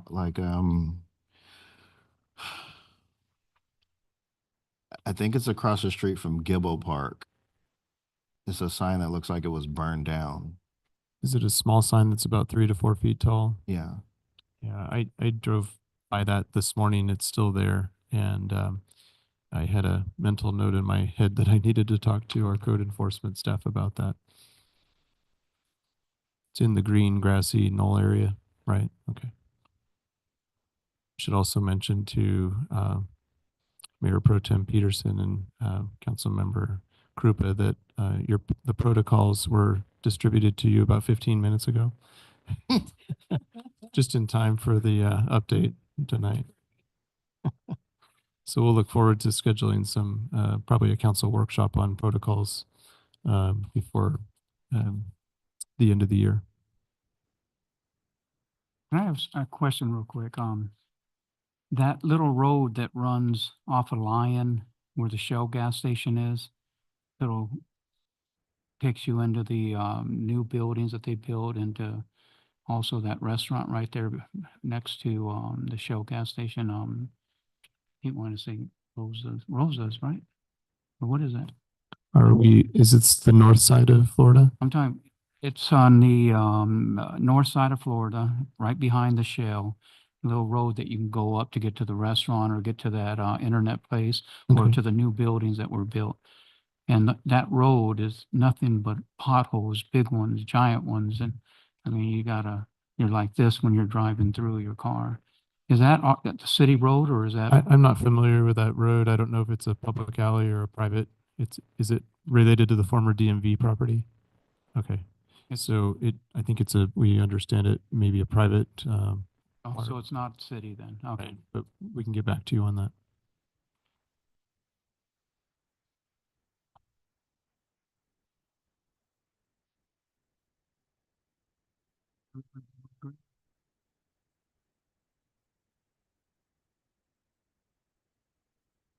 Okay, the big win in the yellow section is moving forward on our Hemet Rises economic strategy. So good to set that in motion. And as we discussed during the approval of that, it introduces another couple dozen initiatives to follow up on. And so sometimes completion of work creates new work. That's one of those good examples.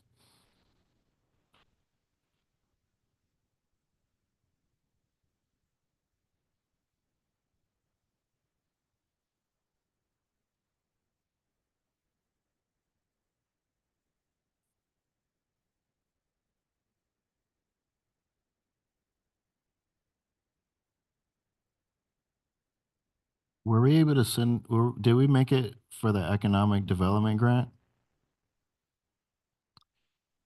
This is the grant related to the March of the Mastodons.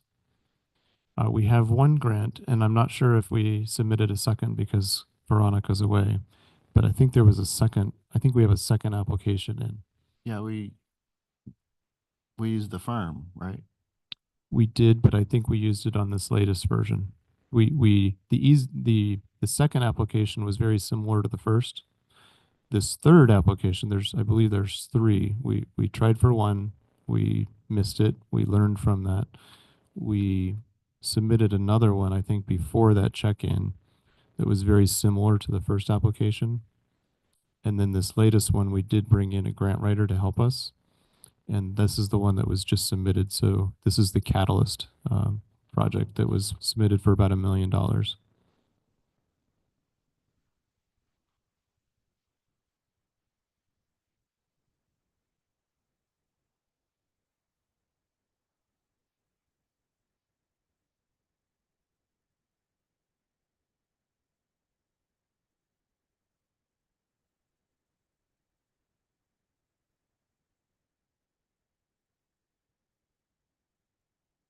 I do have a question.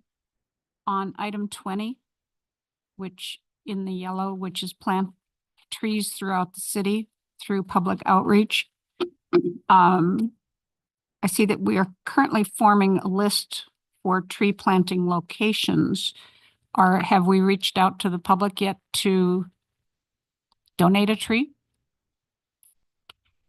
I know lots and lots of people who are willing to pay up to $200 to buy a tree. So I'm sure we have to have the locations first, but is it that difficult to find locations to plant trees? Since we're a tree city?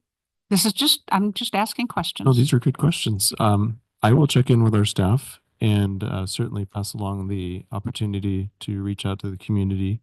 And we'll be able to provide you an update probably by email first, and then more comprehensive update at our next check-in. Thank you. And on our tree maps, do we have any information that talks about whether or not the tree is historical? I don't think we have a quality tree inventory. There are ways you can spend an enormous amount of money on a tree inventory.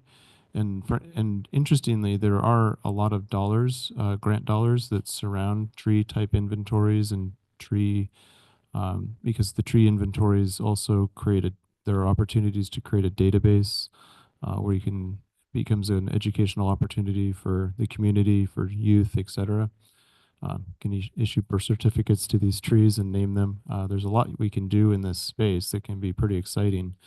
But we don't have I don't believe we have a comprehensive tree inventory, but we can keep an eye on, and we were keeping an eye last year on a grant program that I think was paused for funding reasons last year, or our project what we were conceptualizing did not align with the grant to the point where we felt it would be successful. But I think we have an opportunity to explore more in that area for sure. if I could add to that, there is a long-time resident, born and raised here, lived here his entire life, and he is on his own doing an inventory of our trees after the one that was cut down on Kirby, and the outcry from the people because of the red-tailed hawk that lived in that tree. He called me and he said, would you like me to do on my own time, on my own dollar, an inventory of the old trees in Hemet that need to be preserved? And I said, yes, go for it. So hopefully he's working on it and hopefully he hears this. And not, I'll give him a phone call. I wanted to make a comment on item number 21. It's the additional options for youth engagement activities. The gentleman that came to speak this evening said that he wanted more things for the youth. And I just want to compliment Council Member Lilienthal for the great job that he's been doing with the Mayor Menti program for several years now. And it got recent publicity in the Hemet Unified School District newsletter that I just got this last week. And there was a picture of the class in the conference room. And it's a great program, and I think we need more publicity on this. And thank you, Malcolm.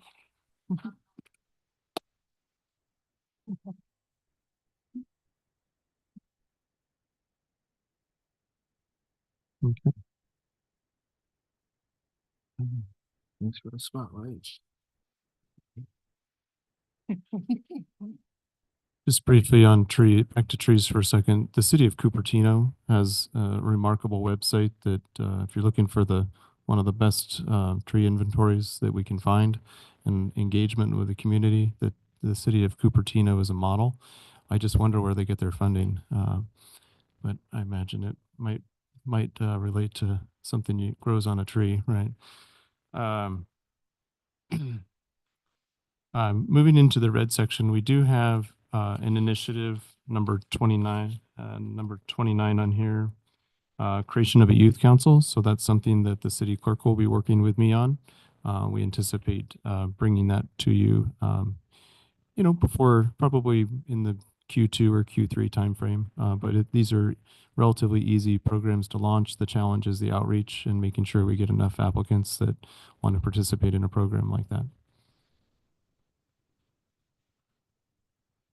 Just some information on that for John. You're looking into that also, right? The Boys and Girls Club wants to come to Hemet also. And I have a contact for you that I can give to you tomorrow or something. And I think they're out of Menifee or out of Temecula, one of them.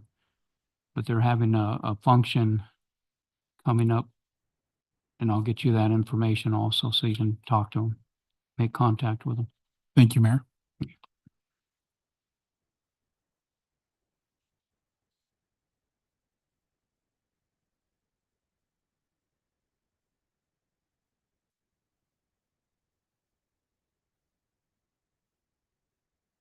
So,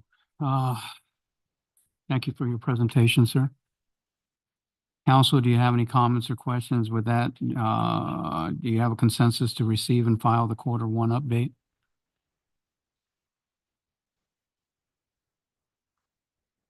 Okay.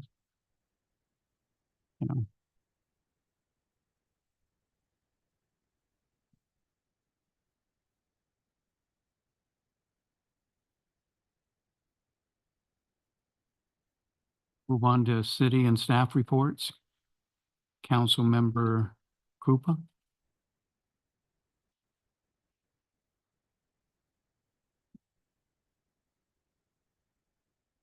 Very quickly, by the Hemet Public Library, just reminder that Chalktoberfest is this Saturday, and with the trunk or treat for police and fire and everything else after that. So it should be a big, big deal. A different layout this year, but I think it's going to be very, very successful, and hopefully the location of the chalk art on the sidewalks will be something that people will come by and see for many, many, many days afterwards. League of California Cities,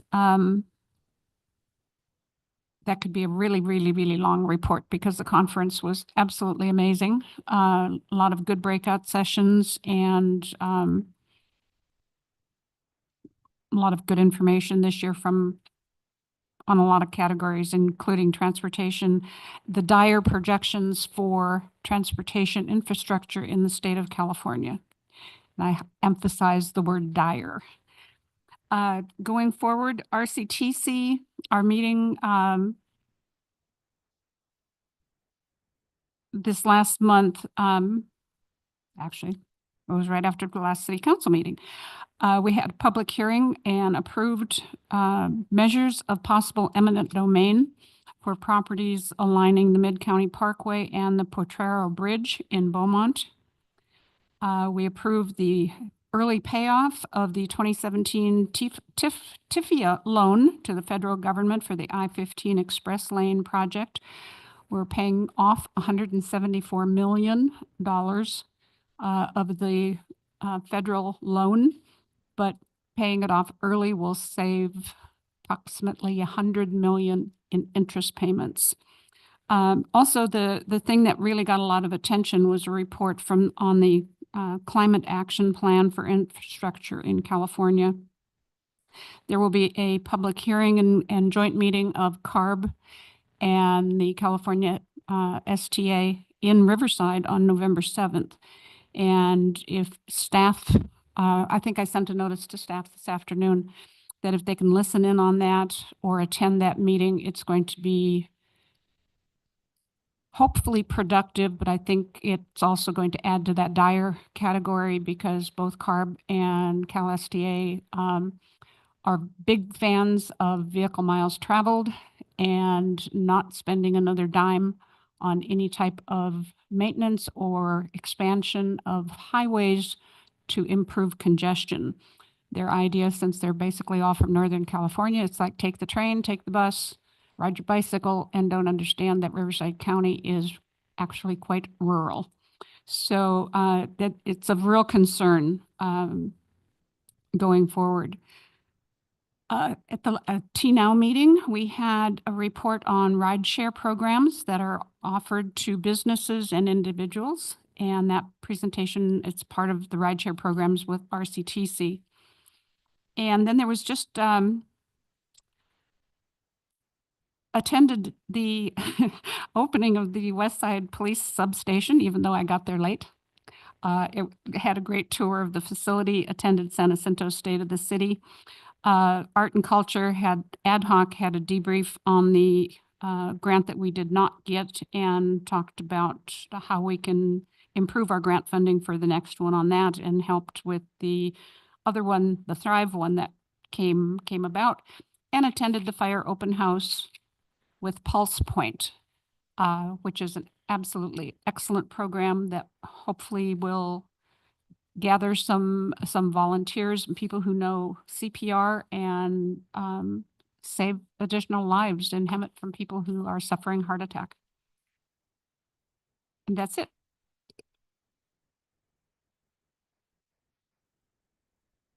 Councilmember Kendrick.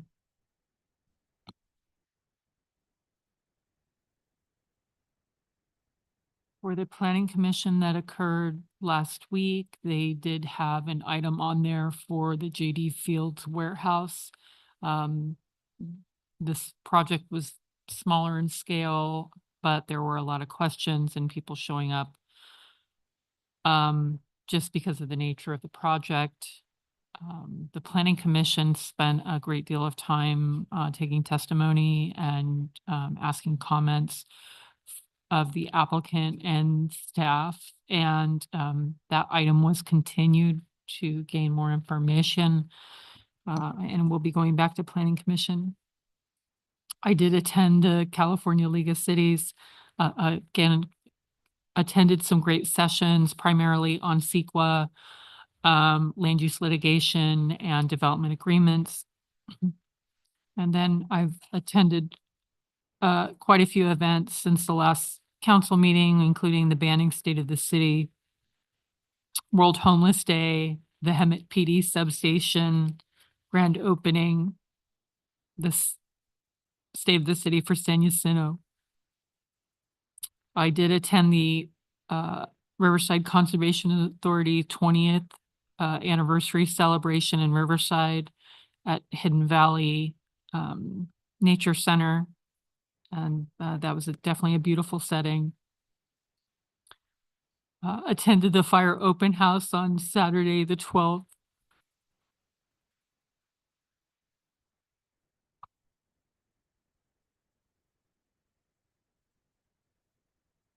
And I believe that that's all I have to report. And then this weekend is the Girls Empowerment Camp that is being headed up by the fire department.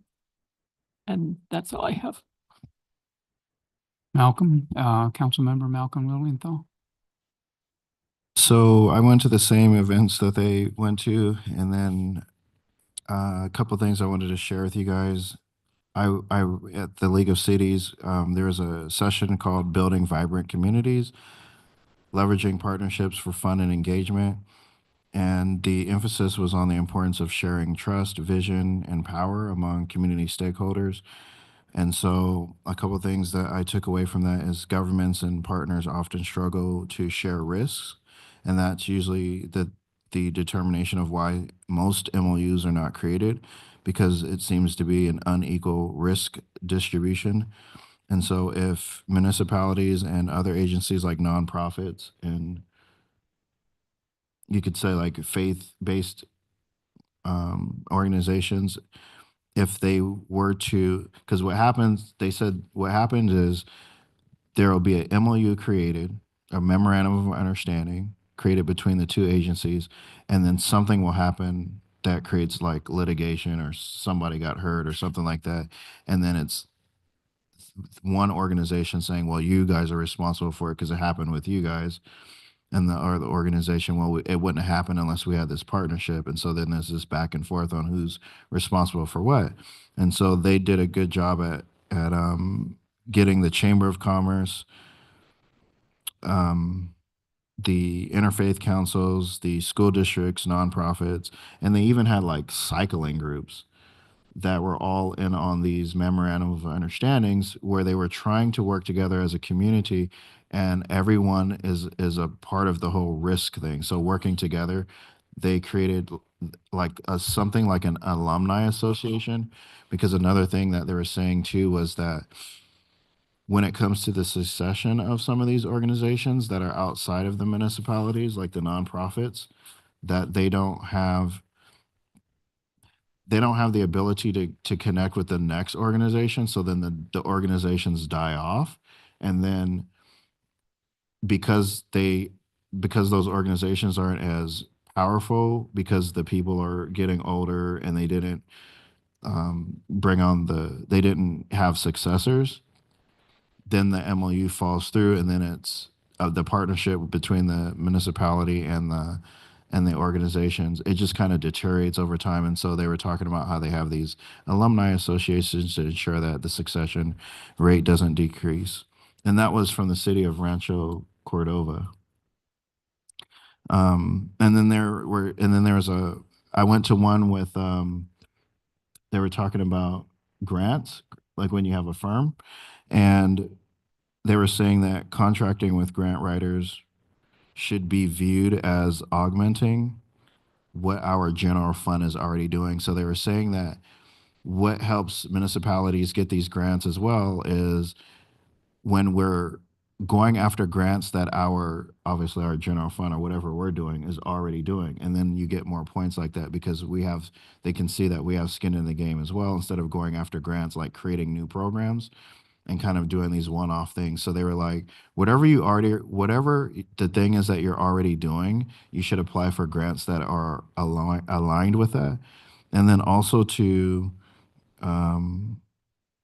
when you're partnering with your senators and your assembly members, we have to find out what their agendas are and then see if we can find what we're already doing and if it aligns with it. And then they're most likely to earmark to us.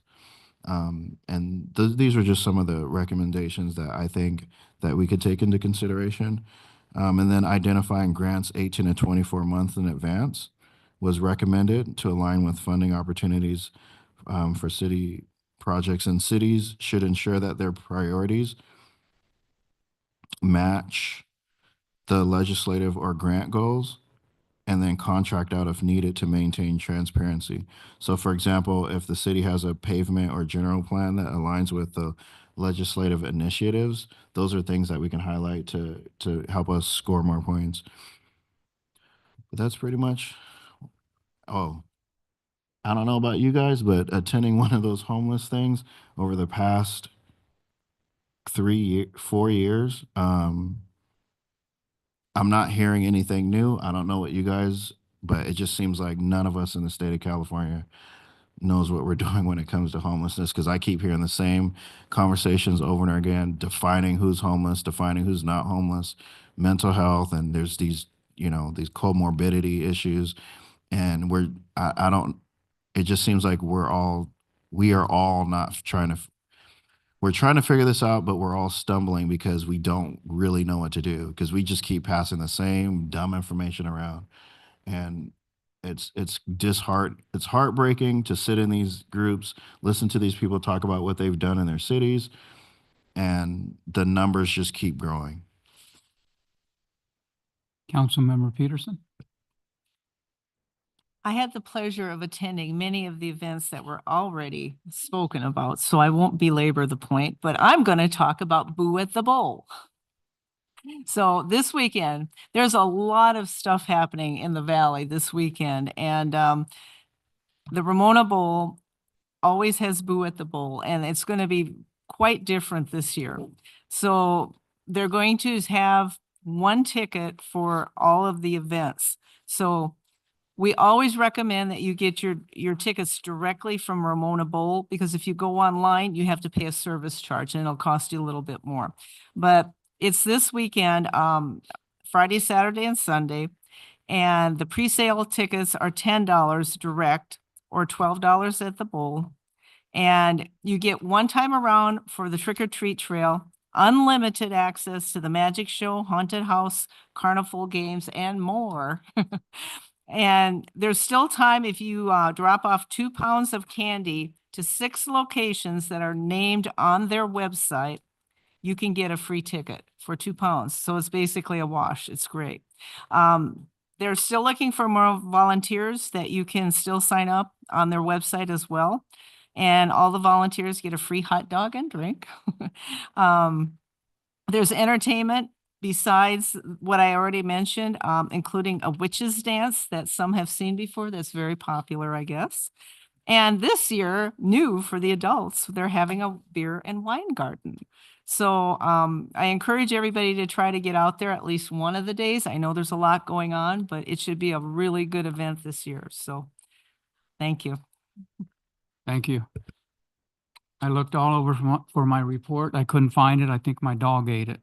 So I'm going to play it by ear. And a couple items I want to highlight. The World Homeless Day resource did help a lot. We removed a lot of people off the streets. We helped a lot of people. These nonprofit organizations that work their tail off to help the homelessness population do a great job.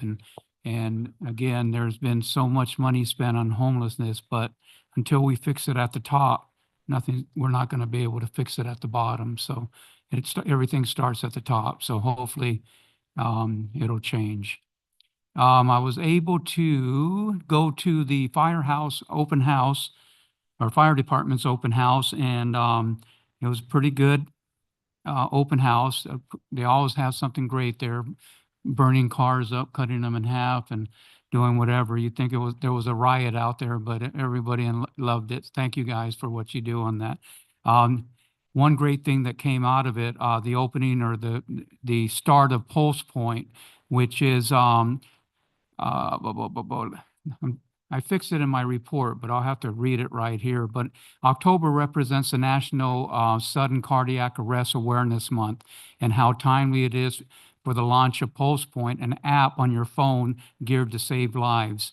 Nationally, the American Heart Association reports that cardiac arrest remains a public health crisis. There are more than 356,000 out-of-hospital cardiac arrests annually. which equates to nearly 1,000 people each day, with 90% of them fatal without any timely response. With Pulse Point, together we can change a 10% survival rate to over 50% with community responders providing CPR and AED. And this Pulse Point goes on your phone, and if you look it up or Google it and just read what it does and how you can be the hero of someone that's going through a cardiac arrest. You can be the person that saves their lives. And it's something, an application that works, that allows you to, I think you get training on it. I'm not sure if that's right or not, but I believe you do. But look it up, put it on your phone, get knowledgeable with it, and help somebody in the future that may have a cardiac arrest around you, where you can save a life. So there's something important. Also, I attended the, let me find it here, the police, it's called the, oh, where is it here? I know it was an early morning one. I think I had to be there at 7. It was the Blue Ribbon Breakfast, honoring police officers around in Riverside and maybe even San Bernardino. But one of our officers was honored, Officer Jake Dominguez, and it was a pretty good showing. We had the sheriff, police, all kinds of officers that were there. A good breakfast. Took me 2.5 hours to get to Ontario for this, but it was well worth it. And I believe the city manager was there also. Both of us were there, and I know everyone else was at the Cal City. So something I get to report on that no one else gets to. But anyways, I'm going to close it there, and I want to thank you all for being here. And we will now move on to the city manager report. Thank you, Mayor. Briefly, thanks, council members, for covering all of the Saturday activities and the Sunday activity. That's great. Want to report that Caltrans is considering transitioning to daytime work on the paving project on Florida. It's because of temperature changes that are occurring. They're trying to get more work done now rather than pause the project. So they're reaching out to us to essentially receive our permission and or concurrence starting on November 14th. So we can talk about that a little bit later, but I want to bring that to your attention. The city received 4 RFP responses to our RFP that relates to a review of our development process. It looks like we'll be moving forward with interviews with 3 of the firms. I think there's some good proposals there. So we're scheduling those for November 4th. That was in your larger 11 by 17 spreadsheet, but because that's an important issue, I want to bring that to your attention. And we're also anticipating releasing an RFP for lobbyist services, for state and federal lobbyist services this Thursday. Probably a three-week process. Provide them an opportunity to ask some questions at week 2, and we'll respond to those. But we're trying to bring you a firm and a recommendation before the end of the year. Where are they at now on the Florida Road? Do you know? They're still doing striping, essentially in the middle of town between, let's say, Lyon and about State right now. That area still needs to be striped, but it's mostly paved. And the paving is about half complete in front of City Hall, and is moving to the west nicely. They still need to do the full overlay, so they've done the base layer out to about, is it about Columbia? Somewhere, Yale right now. So they're making good progress. I think they'll get to Yale before the weather changes. So most of the work will be done on the east end then? That's the remaining work to do. So they're moving from west to east, and they're moving, I think they've picked up pace at this point. So we're seeing a lot of progress, but they're hoping to get as much done, and we'd like them to get as much done through the middle of town now, rather than see it incomplete through the winter. But they need the temperatures at a certain, the project has to go through at a certain temperature, which is why they want to transition to daytime work. Do they know about the Christmas parade? we'll make sure that we're coordinated. I think we've already got detours and permits set up. So I've seen the routing. I think we're good there. All right. There being no further business, this meeting is adjourned to the next city council meeting on November 12th, 2024. Thank you for